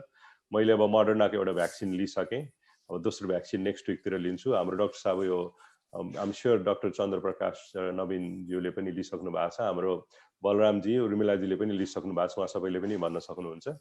अनि तर कसैलाई चाहिँ अलिकति साह्रो पनि पार्न सक्छ, अब सबैलाई एउटै हुँदैन। तर सबै नै भ्याक्सिनको चाहिँ सेफ्टी चाहिँ इस्टाब्लिस भइसकेको छ, एउटा नम्बर 1 चाहिँ। नम्बर 2 चाहिँ अब differences between vaccines, mRNA vaccine र अरू टेक्नोलोजी भ्याक्सिन के देखिन्छ भन्दाखेरि mRNA vaccine is better because we don't remember any vaccines that has more than 90% efficacy that is administered in present day. There is also about 70%, 80%, over 50% when it's good, 70%, 80% when it's really good. अब यो Moderna र Pfizer चाहिँ 94, 95% भने हुनाले these are excellent vaccines. There are no questions. There is no question about that. तर यो जुन नेपालमा भ्याक्सिन ल्याएको छ त्यो भ्याक्सिन चाहिँ एस्ट्राजेनेका जुन चाहिँ अक्सफोर्डले ट्रायल गरे हुनाले अक्सफोर्ड एस्ट्राजेनेका भ्याक्सिन भन्छ र त्यही भ्याक्सिनको टेक्नोलोजी ल्याएर उनीहरुकै अथराइजेसनमा इन्डियामा सिरम इन्स्टिट्युटले बनाउँछ। त्यो भ्याक्सिनको कति 10 लाख भने 10 लाख डोज ल्याएर नेपालमा दिइरहेछ। अहिले 60-70 हजारलाई दिइसकेका र अहिलेसम्म बिस्तारै दिइरहेछ हेल्थ केयर फ्रन्टलाइन वर्करहरूलाई। त्यसमा पनि के देखिएको छ भने उस्तै किसिमको साइड इफेक्ट देखिएको छ, मसल एक बडी एकहरु देखिएको छ, कसै कसैलाई लो ग्रेड फिभर पनि आएको भन्ने मैले साथीहरुबाट सुनेको छु। तर most people are doing well, they didn't have much side effect except vaccine लागेको साइडमा त जसलाई पनि दुखिहाल्छ अलिअलि हैन, त्यति मात्रै हो। अब एफिकेसीको हिसाबले हेर्दाखेरि it's not as good as यो एमआरएनए भ्याक्सिन भनेको छ। अब काहीँ चाहिँ 60% देखाएको छ भने इंग्ल्यान्डमा 90% सम्म पनि एफिकेसी देखिएको छ। Why there was a difference between different places, हैन, different population भन्ने कुरा चाहिँ अहिले डिटरमिन भइसकेको छैन रिजन चाहिँ। तर 60, 70, 80% is a pretty good efficacy भन्ने चाहिँ मेरो विचारमा लाग्छ र यो हाम्रो यहाँको टोनी फाउचीहरूले पनि anything over 50 to 60% is good भनेर भनिसकेका छ। अब यो नयाँ भ्याक्सिनहरू पनि आउँदैछ होइन, जोन्सन एन्ड जोन्सनको vaccine which is over 60-70% efficacy, एउटा मात्रै सर्ट दिएर भयो हुन्छ भनेको छ। त्यो सबै कुराहरूले गर्दाखेरि I think the vaccine we got in Nepal is very good. It's not excellent but it's very good and I think it's much better than not having any vaccine. त्यसले गर्दाखेरि अब हाम्रो पपुलेसनमा 20-30% जति इन्फेक्सन भइसकेको जस्तो छ नेपालमा। अर्को 20-30%लाई पनि भ्याक्सिन पुर्याउन सक्यो भने I think the country will do well. That's my opinion. अरू केही थपिदिनु हुन्छ कि नवीन र डाक्टर सुटलले?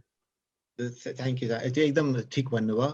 अहिले अवेलेबल भ्याक्सिन्सहरू हेर्नु भने बेसिकली यो 3टा भ्याक्सिन छ। यो 2टा मेसेन्जर आरएनए भ्याक्सिन्स भयो, त्यो एउटा मोडर्नाको एउटा फाइजरको र तेस्रो चाहिँ यो एस्ट्राजेनेका भ्याक्सिन जुन त्यो उता कोभिसिल्ड भनेर भनिन्छ। 3टा भ्याक्सिनमा त्यो डेफिनेटली यो messenger RNA vaccines no question राम्रो छ। यिनीहरू 94-95% इफेक्टिभनेस भनेको एकदमै राम्रो हो।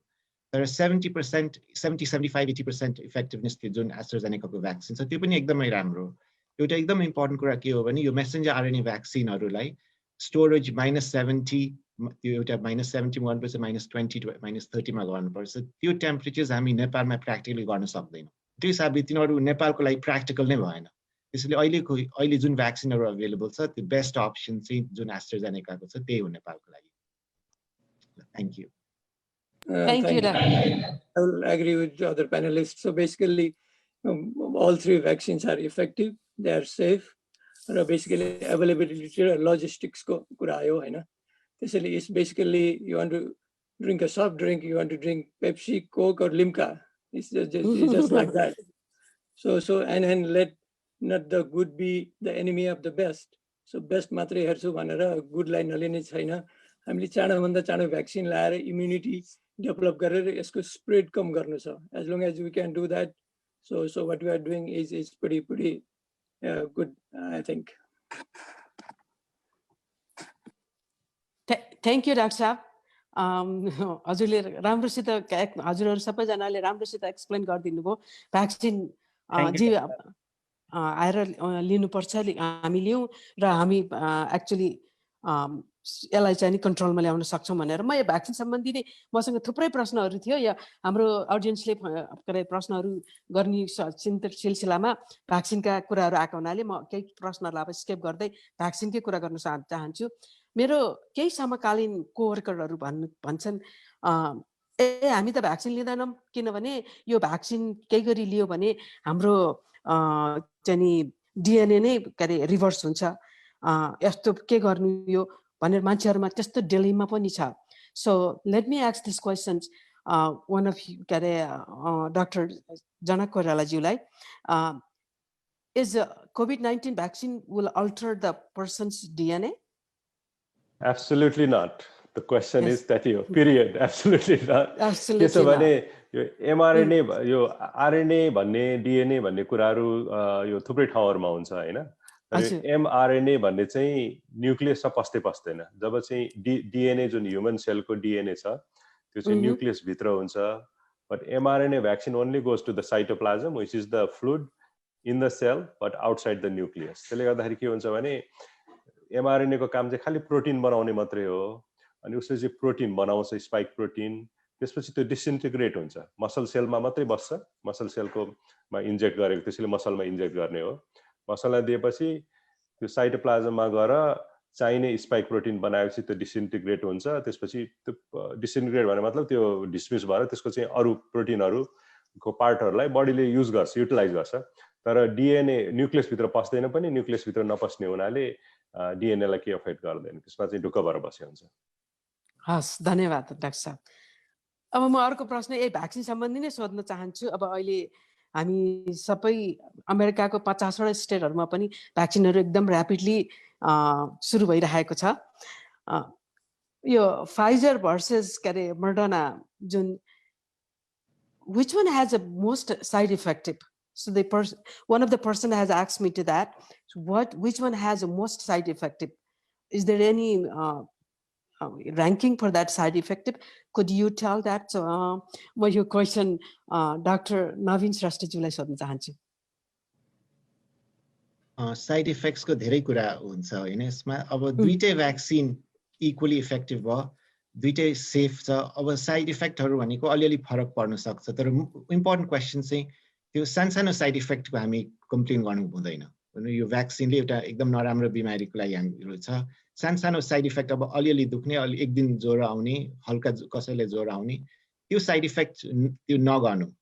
ठुल्ठुलो side effect, major side effects भनेको के फरकै छैन यिनीहरूमा दुईटै भ्याक्सिन. अनि फेरि दुईटा डोज चाहिने हो. कसैलाई पहिलो कुनै भ्याक्सिनमा त्यो पहिलो डोज पछि अलिक ज्यादा साइड इफेक्ट होला, पछि अलिक कम होला. कसैलाई पहिलो डोज पछि केही फरक साइड इफेक्ट हुँदैन, दोस्रो डोज पछि अलिकति साइड इफेक्ट हुन्छ. जेनरली त्यो आइडिया के हुन्छ नि, पहिलोमा कम हुन्छ, दोस्रो भ्याक्सिन पछि अलिक धेरै साइड इफेक्ट हुने. तर साइड इफेक्ट भनेको पनि त्यो अलिअलि ज्वरो आउने जस्तो हुने, अलिकति टाउको दुख्ने हुने, एक दिनको लागि मेबी 2 डेजको लागि हो. त्यसको लागि हामी त्यो ठुलो कुरा बनाएर नि कम्प्लेन गर्नु पनि हुँदैन. हस्, धन्यवाद डाक्टर साहब. सञ्जयजीसँग के क्वेसन छ जस्तो छ, उहाँले चाहिँ ह्यान्ड रेज गर्नु भएको छ. सञ्जयजी. हजुर, यहाँ हाम्रो अडियन्सबाट एउटा क्वेसन आएको छ.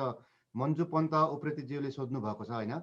एकजना उहाँको चिन्नु हुनेले चाहिँ फर्स्ट डोज चाहिँ फाइजर भ्याक्सिन लिनुभयो अरे, अनि सेकेन्ड डोज चाहिँ मोडर्नाको लिनुभयो अरे. अब यसले गर्दाखेरि कुनै इस्यु हुन्छ कि हुँदैन भन्ने चाहिँ उहाँले जानकारी दिन चाहनु भएको छ है.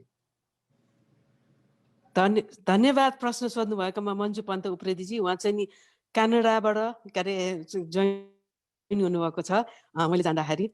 धन्यवाद. डाक्टर साहब, हजुरहरू जसले लिए पनि हुन्छ एक प्रश्न उत्तर दिनुहुन्छ. अब यसको मिक्स गर्दाखेरि चाहिँ त्यस्तो स्टडी चाहिँ भएको छैन. त्यसैले स्टडीको आधारमा भन्ने हो भने यो यसको इफेक्टिभनेस के हुन्छ भन्न सकिने. तर सामान्य जुन मेडिकल कमन सेन्सको हिसाबले यदि त्यस्तो लगाउनु पर्यो भने त्यसले इट सुड वर्क. त्यो सामान्य साइन्टिस्टहरूको सोचाइ चाहिँ, किनभने दुईटैको सेम टेक्नोलोजी हो र दुईटैले mRNA को मेथड युज गर्छ. त्यसैले इट सुड वर्क. तर त्यो स्टडी चाहिँ भएको छैन मैले थाहा पाएसम्म. म त्यसमा के थप्छु भने त्यो डाक्टर चतुर्थीले भन्नुभएको जस्तो मोस्ट प्रब्ली त्यो सिचुएसनमा वर्क गर्छ होला, गर्नुपर्ने. तर रेकमेन्ड चाहिँ गरिँदैन. एउटा लिनु भयो भने it's better to take the same vaccine as the second dose. Thank you. हजुर, थ्याङ्क यू सो मच. अब म एउटा मलाई सानो प्रश्न आएको छ. हामीले सबैलाई we all say that we need to take the vaccine, we need to take the vaccine. I'm sure that there's some sort of the percentage of the people should not take the vaccine. Is there any way you can tell us that who should not take the vaccine? म यो प्रश्न सोध्न चाहन्छु doctor चतुर्थीजीलाई. हजुर, thank you. अब vaccine अब emergency use authorize हो. First of all it is not fully authorize. Emergency use authorize भनेको चाहिँ विश्वमा पेन्डेमिक छ र त्यसको इफेक्टिभ ट्रिटमेन्ट छैन र भ्याक्सिनको बेनिफिट हुने सम्भावना बढी छ. त्यसले गर्दाखेरि यो इमर्जेन्सी युज अथराइज गरिएको हो पहिलो कुरो. र यसमा इमर्जेन्सी युज अथराइज गर्दाखेरि एउटै कुरा भनिएको छ कि person who should not take vaccine भन्दाखेरि चाहिँ who are allergic to the component of the vaccine. भनेपछि कम्पोनेन्ट के भन्ने कुरा. त्यसपछि सबैलाई त कम्पोनेन्ट थाहा हुँदैन. बेसिकली हामीलाई थाहा छ यसमा चाहिँ mRNA हुन्छ जसले चाहिँ स्पाइक प्रोटिन कोड गर्छ अनि that should not cause allergy. अनि चाहिँ लिपिड लेयरले ऱ्याप गरेको हुन्छ. त्यो लिपिडले एलर्जी गर्दैन. यसमा अलिकति सल्ट हुन्छ, हामीले खाने सल्ट, त्यसको एलर्जी हुँदैन. अलिकति सुगर हुन्छ, त्यसको एलर्जी हुँदैन. एलर्जी हुने एउटा कम्पोनेन्ट चाहिँ त्यसमा चाहिँ पोलिइथाइलिन ग्लाइकोल भन्छ, पेग. पोलिइथाइलिन ग्लाइकोलले चाहिँ यो लिपिड लेयरलाई चाहिँ स्टेबिलाइज गर्छ, जसले गर्दाखेरि भ्याक्सिन शरीरमा पसोस् भनेर. यो पोलिइथाइलिन ग्लाइकोल चाहिँ कमनली पाइन्छ, यो चाहिँ ल्याक्जेटिभमा पाइन्छ. This is one of the laxative. तपाईँहरूले जसले कोलोनोस्कोपी गर्नुभएको छ उहाँले गोलाइटली भन्ने थाहा पाउनुभएको होला. त्यो कोलोनोस्कोपी प्रिपेरेसनमा युज गरिन्छ र ल्याक्जेटिभ जस्तो मेराल्याक्स भनेर ओभर द काउन्टर यो ल्याक्जेटिभ पाउँछौँ. त्यसले जसलाई चाहिँ यो पोलिइथाइलिन ग्लाइकोलको एलर्जी छ त्यो मान्छेले डेफिनेटली यो लिनु हुँदैन. That's the only contraindication. यो बाहेक स्टडीमा इन्क्लुड नभएको पपुलेसन जस्तो प्रेग्नेन्ट वुमेनहरूलाई चाहिँ स्टडीमा इन्क्लुड गरिएको छैन, ब्रेस्ट फिडिङहरूलाई गरिएको छैन र धेरै यसो इम्युन कम्प्रोमाइज मान्छेहरूलाई गरिएको छैन। र जहाँसम्म प्रेग्नेन्सीको कुरा के भन्दाखेरि के छ भने चाहिँ CDC-ले के भनेको छ भने सेन्टर्स फर डिजिज कन्ट्रोलले तपाईँ प्रेग्नेन्ट हुनुहुन्छ भने you discuss with your physician. र CDC-को रेकमेन्डेसन अप्लाइज टु अमेरिका होइन, किनभने यहाँ मान्छेहरूको आफ्नो डाक्टर हुन्छ, डाक्टरसँग कुरा गर्छ। र WHO-ले के भन्छ भने you should not take this vaccine unless you have underlying health condition or you are frontline health worker. So basically they are saying the same thing in different language. र WHO-ले चाहिँ रेकमेन्ड गर्दा चाहिँ लो इन्कम मिडल इन्कम कन्ट्रीलाई recommend गर्नुपर्छ र अमेरिकाले आफ्नो कन्टेक्स्टमा रेकमेन्ड गर्छ। बेसिकली प्रेग्नेन्सीमा स्टडी गरेको छैन नम्बर 1, तर तपाईँको यदि रिस्क बढी छ, तपाईँ फ्रन्टलाइन हेल्थ वर्कर हुनुहुन्छ, तपाईँको अन्डरलाइन मेडिकल कन्डिसन छ भने त्यो लिँदा हुन्छ भनेर धेरै पपुलेसनले लिनुभएको छ। र स्टडी यो भ्याक्सिन EUA अथराइज भइसकेपछि अहिले तिनीहरूले रेजिस्ट्री गरिरहेको छ। Around I think there are around 15,000 pregnant women who became pregnant after vaccination or who didn't know they were pregnant. So they are following those patient population, pregnant lady population. Study data. Same thing about lactation breastfeeding. If you have high risk, you should take it. Immunocompromised condition ma immunocompromised manchele vaccine ko kati respond garcha bhanne thaha chaina, tara that should not be the reason you should not take it. So there should be very, very small number of patients who should not take it. सुरुमा चाहिँ severe allergy भएको मान्छेले नलिने भन्ने कुरा थियो। त्यसमा पनि if you monitor them properly, still they can take it. त्यसैले there should be very, very small number who should not take vaccine. Otherwise, everyone should take it. Thank you. हस्, धन्यवाद डाक्टर साहब। अब यो मैले यहाँ सानो प्रश्न पाएको छु के अरे डाक्टर सङ्गीता कोइरालाज्यूलाई एउटा अडियन्सले सोध्नु भएको छ। उहाँले भन्नुहुन्छ can you explain the multi-system inflammatory syndromes in the children's MIS-C and how the parents should be aware of it? Can you explain that, Dr. Sangeeta Koiralajyu? Yes, definitely. Your background noise background noise. एकदमै सुनिएको छ, राम्रो सुनिएको छ। So MIS-C is a condition that is related to COVID in children. COVID itself, like I said previously, does not cause very dangerous signs, symptoms in children, but MIS-C does. So it happens after 2 to 4 weeks of having the illness. It could be longer, even after 4 weeks, the children can still get it. यो बच्चाहरुमा चाहिँ नि PCR positive हुन necessary छैन. They could just have COVID antibody positive, or there is a history of someone someone in the family or exposure to COVID. So these kids can have MIS-C, MIS-C, MIS-C. यसमा चाहिँ नि के हुन्छ भने main thing you have to have fever. Fever चाहिँ नि high fever for long time, so at least 24 hours fever हुनुपर्छ। त्यसपछि then they can have rash, सबै whole body rash हुन सक्छ हैन। अनि अर्को चाहिँ नि they can have conjunctivitis, आँखामा रातो हुने, यो मुखहरु के भन्छ यो रातो हुने, त्यस्तो सबै हुन सक्छ हैन। So and त्यसपछि so that is the main thing. If a child has a fever for more than 24 hours, it needs to be evaluated, especially if they have rash. The other thing is diarrhea, and then or conjunctivitis, and mouth can be red and swelling, half swelling on a saksa. And they have a very high chance of needing the ICU, 60 to 70% chance of needing the intensive care unit, because they can have heart issues, cardiac issues, myocarditis, it could affect any part of the system. They could have lungs, sometimes brain ko pani aligati encephalitis, this type of. So it's a very serious condition. These kids should be immediately taken to the hospital. मैले आफूले हेर्दाखेरि चाहिँ नि पहिलेको स्टडीजहरु हेर्दाखेरि I think it's less than 1% of children who've been exposed to COVID have MIS-C. It's a very, very rare condition, but it's a very serious condition and need to be immediately taken to the hospital.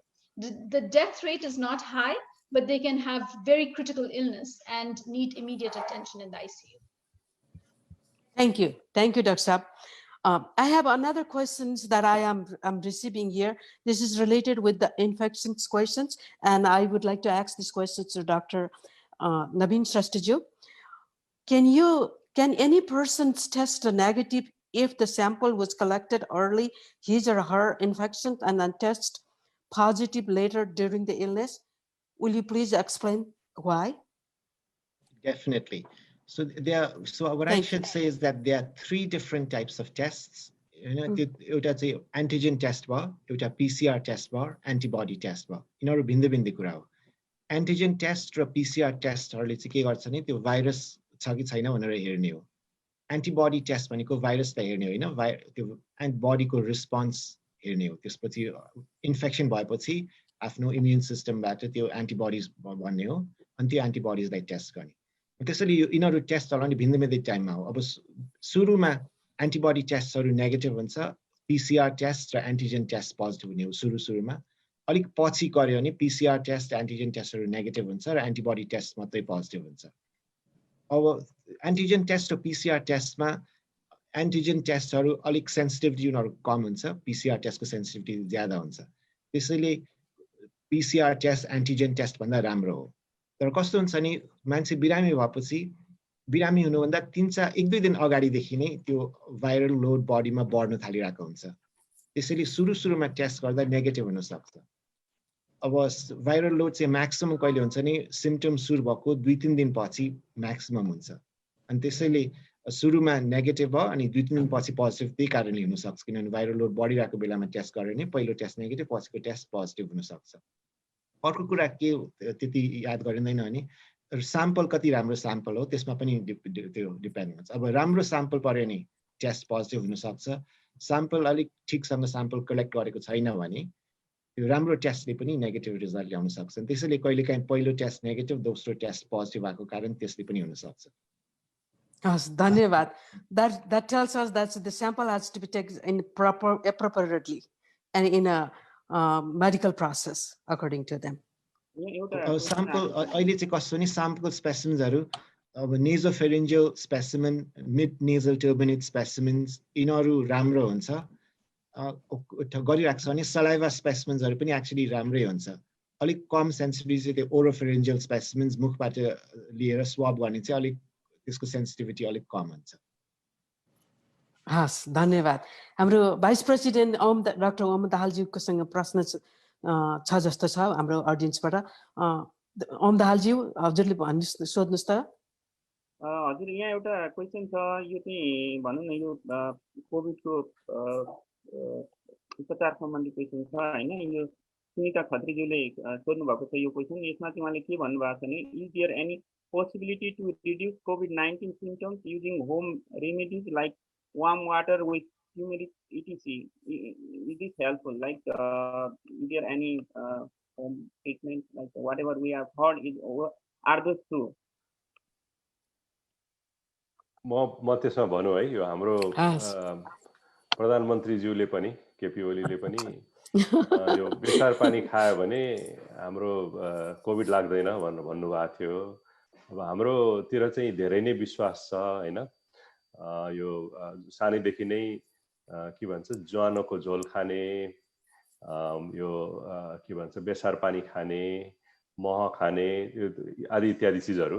अब कति कुरा चाहिँ कस्तो भने त्यसमा सत्यता पनि छ, किनभने यो हाम्रो आयुर्वेदिक साइन्सलाई टोटल्ली छैन भन्न पनि मिल्दैन. अहिले नेपालमा खासमा आयुर्वेदिक मेडिसिनहरूको मलाई नामहरू चाहिँ थाहा छैन है, आयुर्वेदिक मेडिसिनहरूको, तर जस जडीबुटीबाट बनाएका औषधिहरूको परीक्षण पनि गरिरहेछ नेपाल हेल्थ रिसर्च काउन्सिलले. तर के भने अहिलेसम्म थाहा भएको अनुसार जुन इन्डियामा पनि गरिरहेछ त्यो सबैबाट हेर्दाखेरि चाहिँ सिम्पटोमेटिक ट्रिटमेन्ट चाहिँ हुन्छ. जस्तो हामी भनौँ न, रुगाखोकी लाग्दाखेरि तातो तातो खाने, तातो तातो गऱ्यो भने अलिकति सन्चो जस्तो फिल हुन्छ, सिम्पटोमेटिक चाहिँ हुन्छ. तर यो जुन कोभिडको चाहिँ जुन भाइरस हो, भाइरसलाई नै मार्छ भन्ने कुरा चाहिँ त्यो चाहिँ अहिलेसम्म प्रुभ गर्न सकेका छैन. अब बेसार पानी खायो भने अलिकति इम्युन सिस्टम, यो हाम्रो यतातिर पनि वेस्टर्न वर्ल्डमा पनि यो एन्टिअक्सिडेन्टहरू त्यस्तो भन्ने कन्सेप्टहरू छ. भाइटामिन सी, जिङ्क खायो भने अलिकति रुगाखोकी कम हुन्छ भन्ने जुन छ. यो सिट्रस फ्रुटहरू खायो भने कम हुन्छ भने सेम नै हो होइन. अब न्युट्रिसियस कुराहरू खानुपर्छ, भाइटामिनहरू डेफिसियन्सी भन्ने रोगबाट लाग्छ भन्ने कुरा हामीलाई थाहा छ. vitamin D, vitamin C are really, the vitamin B complex, they're all very important for keeping immune system healthy है त्यसैले हेल्थी नभएकोको लागि चाहिँ अब इम्युनिटी बढाउनलाई खानु पर्यो त्यस्तै तातो तातो बेसार पानी के भन्छ ज्वानोको झोल कुखुराको झोल पनि खान्छन् क्यारा नेपालमा हैन त्यो सबै कुराहरु यहाँको सुप खान्छ त्यसको अल्टरनेटिभमा सुप खाएको भयो त्यसले सिम्पटोमेटिक रिलिफ चाहिँ गर्छ तर अल्टिमेटली इम्युन फंक्सन एन्टिबडीज र एन्टिभाइरलहरु नै चाहिन्छ कोभिडमा अनि सुरुको अवस्थामा पछि गएर चाहिँ अब अहिले देखाएकोसम्म चाहिँ स्टेरोइडहरुले नै निको पार्छ भन्ने देखाएको हुनाले मैले अब खाँदै नखानु चाहिँ भने हैन तर के भने त्यसले मात्रै आफूलाई टोटल्ली इम्युन बनाउँछ भन्ने चाहिँ विश्वासमा चाहिँ बस्नु हुँदैन तर कसैलाई फाइदा गर्छ तातो तातो पदार्थले भने सिम्पटोमेटिक ट्रिटमेन्टको लागि खाना चाहिँ त्यसले खराबी चाहिँ गर्दैन त्यति नै हो मेरो भन्नु डाक्टर साहबको कुरा अनुसार चाहिँ अब त्यसरी चाहिँ त्यस्तो चीजहरु खानुले सेल्फ स्टिम आफूलाई बढ्छ भने पनि त्यसले चाहिँ अलिकति आफूलाई चाहिँ सेल्फ स्टिम बढेको हिसाबले पनि सन्चो हुन सक्छ भन्ने चाहिँ हुन सक्ला टोटली एग्री बलराम जी एकदम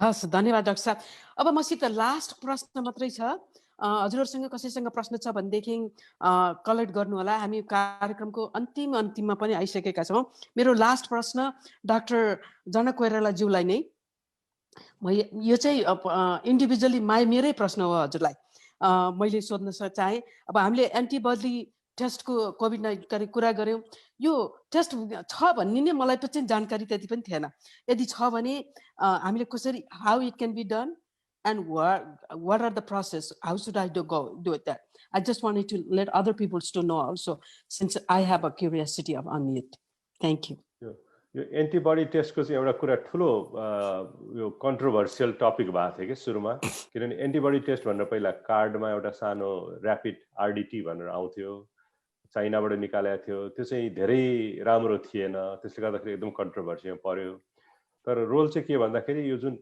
फरक चाहिँ के भन्दाखेरि मेन यो अघि डाक्टर नवीनले भने जस्तो एन्टिजेन टेस्ट र पीसीआर टेस्ट भयो हैन पीसीआर टेस्ट सबैलाई थाहा छ त्यो चाहिँ डाइरेक्ट टेस्ट हो के त्यसले चाहिँ भाइरसकै पीसीआर भनेको भाइरसको जिनलाई हेर्ने हो एन्टिजेन भनेको भाइरसको पार्टिकलमा भएको आइदर द यो एन्भलप प्रोटिन अथवा एउटा भाइरसको पार्टिकलमा भएको प्रोटिनलाई हेर्छ भन्दाखेरि we are directly detecting the virus or virus is part by testing with PCR and antigen है on the other hand यो एन्टिबडी टेस्ट भने चाहिँ जुन हामीले यो कोभिड भइसकेपछि जुन बडीले इम्युन फंक्सनले प्रोड्युस गर्छ नि प्रोटिनहरु त्यसलाई एन्टिबडी भन्छ अब यो हामीले भ्याक्सिन दिने पनि त्यही एन्टिबडी प्रोड्युस गर्न लाग्यो भन्दाखेरि त्यो चाहिँ इन्डाइरेक्ट टेस्ट हो के भन्दाखेरि त्यसलाई के लाग्छ भने एउटा फरक के छ भने भाइरस पसिसकेको 7 दिनदेखि 14 दिन लाग्छ त्यो एन्टिबडी टेस्ट पोजिटिभ हुनलाई चाहिँ मिनिमम 7 दिन जस्तो लाग्छ त्यसले गर्दाखेरि एन्टिबडी टेस्टको काम चाहिँ के भने कसैलाई भाइरसमा एक्सपोज भएको छ कि छैन एक्सपोज भइसकेपछि पनि त्यो एन्टिबडीको टाइटर पनि गर्न मिल्छ कति धेरै एन्टिबडी छ कन्सन्ट्रेसन त्यो पनि हेर्न मिल्छ धेरै कन्सन्ट्रेसन छ भने त्यो मान्छे इम्युनै भइसक्यो कि सकेन भएको छैन भन्ने कुराहरु हेर्नलाई चाहिँ एन्टिबडी काम लाग्छ तर इमिडिएटली इन्फेक्सन भएको अवस्थामा चाहिँ यो मान्छेलाई भाइरस लागेको छ कि छैन भन्ने कुरा चाहिँ एन्टिबडीले डिटेक्ट गर्न सक्दैन किनभने धेरैलाई मिस गर्न सक्छ त्यसले गर्दाखेरि हामी के भन्छ रेट्रोस्पेक्टिभ डायग्नोसिस भन्छौं अथवा 1 हप्ता 2 हप्ता यो 4 हप्ता 2 हप्ता 4 हप्ता पछि चाहिँ एकदमै सबैको नै पोजिटिभ भएर जान्छ भने 2-4 हप्ता अगाडि कसैलाई इन्फेक्सन भएको थियो कि थिएन भन्ने कुरा हेर्नलाई चाहिँ एन्टिबडी काम लाग्छ फर एक्जाम्पल अघि डाक्टर संगीताले कुरा गरे हाम्रो यो मिस्सीको कुरा मिस्सी भन्ने कुरा चाहिँ पछि गएर हुने हो इन्फेक्सन हुनेबित्तिकै बच्चालाई हुँदैन मिस्सी त्यसको 2-4 हप्ता पछि मात्रै भएर जान्छ अनि त्यो बच्चालाई यो कोभिडले गराएको कि अरू चिजले गराएको हेर्नलाई चाहिँ त्यो फेरि एन्टिबडी काम लाग्यो त्यसले गर्दा एन्टिबडी चाहिँ इट्स मोर लाइक हो कि होइन पहिला भएको थियो कि थिएन 2 हप्ता अगाडि भन्नलाई मात्रै मिल्यो अहिले अक्युटली गर्नलाई चाहिँ पीसीआर टेस्ट कि एन्टिजेन टेस्टै गर्नुपर्ने हुन्छ हस् डाक्टर साहब थ्यांक यू एउटा प्रश्न आएको छ हस् भन्नु भयो प्रश्न चाहिँ मन्जु पन्त प्रीतिले पठाउनु भएको छ है उहाँले चाहिँ के भन्नुहुन्छ भने can someone who has COVID positive test gets flu-like symptoms in the first week and diarrhea symptoms in the second week. Like so, she has first week and second week symptoms. Like मेरो clinical अब्जर्भेसनमा चाहिँ हजुर हजुर सिम्पटम्सहरू different कम्बिनेसनमा हुन सक्छ र सबै एकैचोटि आउनुपर्छ भन्ने पनि छैन त्यसैले I don't know the exact date तर yes different symptoms different time period ma aun sakcha that's my observation. Thank you. Thank you, Dr. Saab. Do we have any questions? Hamro Vice President Sanjay Shresthaज्यू. हजुर यहाँ एउटा प्रश्न आएको छ रमेश सुवेदी ज्यूबाट उहाँले सोध्नुहुन्छ बच्चाहरूलाई खोपको परीक्षण नगरे पनि अनि खोप पनि नभएको भन्ने सुनेको तर अहिलेको नयाँ स्ट्रेन चाहिँ बच्चाहरूमा धेरै नै पोजिटिभ देखिने भनिरहेको अवस्थामा अब बच्चाहरूलाई पोजिटिभ भएपछिको ट्रिटमेन्टको बारेमा केही भनिदिनुहुन्छ कि भनेर उहाँले प्रश्न गर्नुभएको छ। हजुर यो डाक्टर हाम्रो सङ्गीता कोइरालाज्यूलाई यो प्रश्न चाहिँ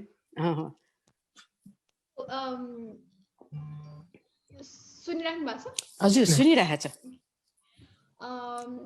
यो चाहिँ नि छैन भ्याक्सिन त छँदै छैन अहिले हैन I don't think we should give the vaccine until CDC or WHO approves it तर नयाँ चीज आयो भने पनि अहिले फेरि घटिरहेछ I had heard that there were increasing children who are getting COVID but it's going down again. That's number one. Number two is I don't think it's as serious. अझ पनि त्यो कोभिड भएको बच्चाहरूलाई त एकदमै सिरियस भएर आइसियुमा राखेको गरेको चाहिँ नि त्यति सुनिएको छैन कि they may get it but they are not as serious yet so it's the same thing रुगाखोकी लाग्ने ज्वरो आउने मैले भने अघि धेरै ज्वरो आएको छ सास फेर्न गाह्रो भएको छ झाडा पखाला लागेर खानै मन गरेको छैन त्यस्तोलाई चाहिँ नि इमिडिएटली हस्पिटल लग्नुपर्छ नत्र भन्दाखेरि अलिअलि रुगाखोकी लागेको मात्रै छ भनेदेखि चाहिँ नि I don't think we need to get to worried as yet तर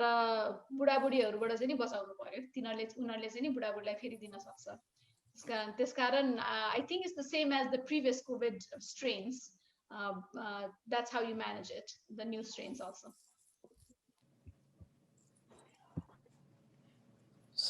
So all the question collectors हाम्रो महासचिवज्यू अनि भाइस प्रेसिडेन्टज्यू र इमिडिएट पास्ट प्रेसिडेन्ट बलराम पन्थीज्यू is there any questions we have? मसँग म एउटा क्वेशन छ यो मैले मेरै क्वेशन गर्छु मैले जुनसुकै डाक्टर साहबले एन्सर गरे पनि हुन्छ डाक्टर नवीन श्रेष्ठज्यूले गरे पनि हुन्छ जसले गरे पनि हुन्छ मैले मेरो एक्सपिरियन्समा मैले दुईटै भ्याक्सिन लगाइसकेपछि पहिलो भ्याक्सिन लगाउँदाखेरि मलाई अलिकति चाहिँ स्वर भएको थियो पहिलो दिन त मैले त्यति महसुस गरिनँ दोस्रो दिन अलिकति चाहिँ मेरो पाखुरा स्वर चाहिँ भएको थियो अलिअलि स्वेलिङ पनि थियो तर मैले पेन चाहिँ बियर गर्न सक्ने हुनाले मैले कुनै पनि टाइलेनर आइबुप्रोफेन अथवा कुनै पनि त्यस्तो केही औषधि चाहिँ मैले लिइनँ र मलाई चाहिँ अलिकति टायर्डनेस चाहिँ स्लिपीनेस चाहिँ भएको थियो र मैले दोस्रो को चाहिँ मैले दिँदाखेरि दुईटै चाहिँ फाइजरको दिएको हो दोस्रो पटकमा चाहिँ अलिकति बढी पेन भएको थियो र चाहिँ मैले पेन बेयर गर्न सक्ने हुनाले खासै मैले चाहिँ भनौँ न मैले बेयर गरेँ तर कतिपयले चाहिँ यो पेन बेयर गर्नलाई अलिकति गाह्रो मान्नुहुन्छ सक्नुहुन्न भनेदेखि यहाँहरू डाक्टर साहबहरूले any recommendation before go to the vaccine अथवा चाहिँ भ्याक्सिन लिइसकेपछि कुनै टाइलेनर अथवा आइबुप्रोफेन खाएर उहाँहरूलाई चाहिँ रिलिफ हुने अथवा त्यस्तो केही छ कि मेरो एक्सपिरियन्स भएको हुनाले मैले उहाँ अब भ्याक्सिन लिने मान्छेलाई चाहिँ सुविधा होस् भन्ने हिसाबले चाहिँ मैले प्रश्न राख्न चाहे मैले डेफिनेटली एकदम राम्रो प्रश्न यो प्रश्न एकदम आइरहन्छ मान्छेले अब सबैले सुनेको हुन्छ साइड इफेक्टहरू हुन्छ दुख्छ ज्वरो आउन सक्छ भनेर यस मुख्य कुरा के हो भने त्यो टाइलेनल या आइबुप्रोफेन लिँदा भ्याक्सिनको इफेक्टिभनेस घट्दैन त्यसले कुनै प्रब्लमै छैन त्यो लिँदा खास के भन्छ नि भ्याक्सिन लिनुभन्दा अगाडि त्यो टाइलेनल आइबुप्रोफेन लिनुपर्ने केही जरुरत नै छैन भ्याक्सिन लिइसकेपछि सिम्पटम्स भयो भने टाइलेनल या आइबुप्रोफेन लिँदा हुन्छ केही त्यसले केही नोक्सानी गर्दैन त्यसमा एउटै कुरा मैले के भन्न चाहे भने यो डाक्टर नवीनले भने जस्तो पहिला लिन जरुरी छैन मतलब नलिने जाति हुन्छ किनभने जेनरली साइड इफेक्ट तुरुन्तै हुँदैन नि हैन उहाँ बलरामजीले नै भन्नुहुन्छ साइड इफेक्ट चाहिँ पछाडी हुन्छ किनभने भ्याक्सिन भित्र पसेर त्यसले इफेक्ट गर्न थालेपछि अनि मात्रै त्यो स्वेलिङहरू इन्फ्लामेसनहरू भएपछि त्यसले गर्दाखेरि डिलेड टाइपको प्रब्लम हुने हुनाले जब चाहिँ दुख्न थाल्छ सहन सकिँदैन मतलब धेरै नै दुख्न थाल्छ त्यसपछि लिन नै ठिक हुन्छ। पहिला नै लिनुपर्ने जरुरी हुँदैन। कसैलाई पनि भ्याक्सिन लिने बित्तिकै चाहिँ साइड इफेक्ट तुरुन्तै चाहिँ हुँदैन। हस्, धन्यवाद डाक्टर साहब। अरू प्रश्नहरू छ कसैसित? अहिले खासै अब प्रश्नहरू छैन। छैन। गुणराजजी, हजुरसँग प्रश्न छ? प्रश्नहरू छैन जस्तो लाग्यो मलाई। हामी कार्यक्रम समेटिसके जस्तो लाग्यो हजुर। अब प्रश्नहरू छैन। धेरै पक्षमा आयो, कुराहरू भ्याक्सिनहरू बारेमा आयो, यसको चाहिँ एफिसियन्सीको कुराहरू आयो, अनि हाम्रो नेपाली समुदायले बुझ्नुपर्ने कुराहरूको विषयमा पनि कुराहरू आयो। विभिन्न डाक्टर साहबहरूले विभिन्न पर्सपेक्टिभबाट राखिदिनु भयो होइन। मेरो विचारले धेरै कुराहरू समेटिएको छ। अब अर्को सेकेन्ड राउन्डको डिस्कसनलाई जाँदा हुन्छ होला जस्तो लाग्छ। हस्, अब होइन, हामी प्रोग्रामकै अन्तिममै आइसकेका छौँ। हामीले एपिडेमियोलोजी एन्ड रिस्कको कुरा पनि गऱ्यौँ, साइन र सिम्टम्सहरूका कुरा पनि गऱ्यौँ, टेस्टिङका कुरा, विभिन्न टेस्टिङका कुराहरू पर इस्युजहरूको कुरा पनि गऱ्यौँ, ट्रिटमेन्टको कुरा पनि गऱ्यौँ। हामीले भ्याक्सिनका कुरा गऱ्यौँ र मोडर्ना र यो उसको दुइटैलाई चाहिँ नि कम्पेयर पनि गऱ्यौँ, नेपालका कुराहरू पनि गऱ्यौँ, अनि चिल्ड्रेनसँग रिलेटेड कुराहरूलाई पनि गऱ्यौँ।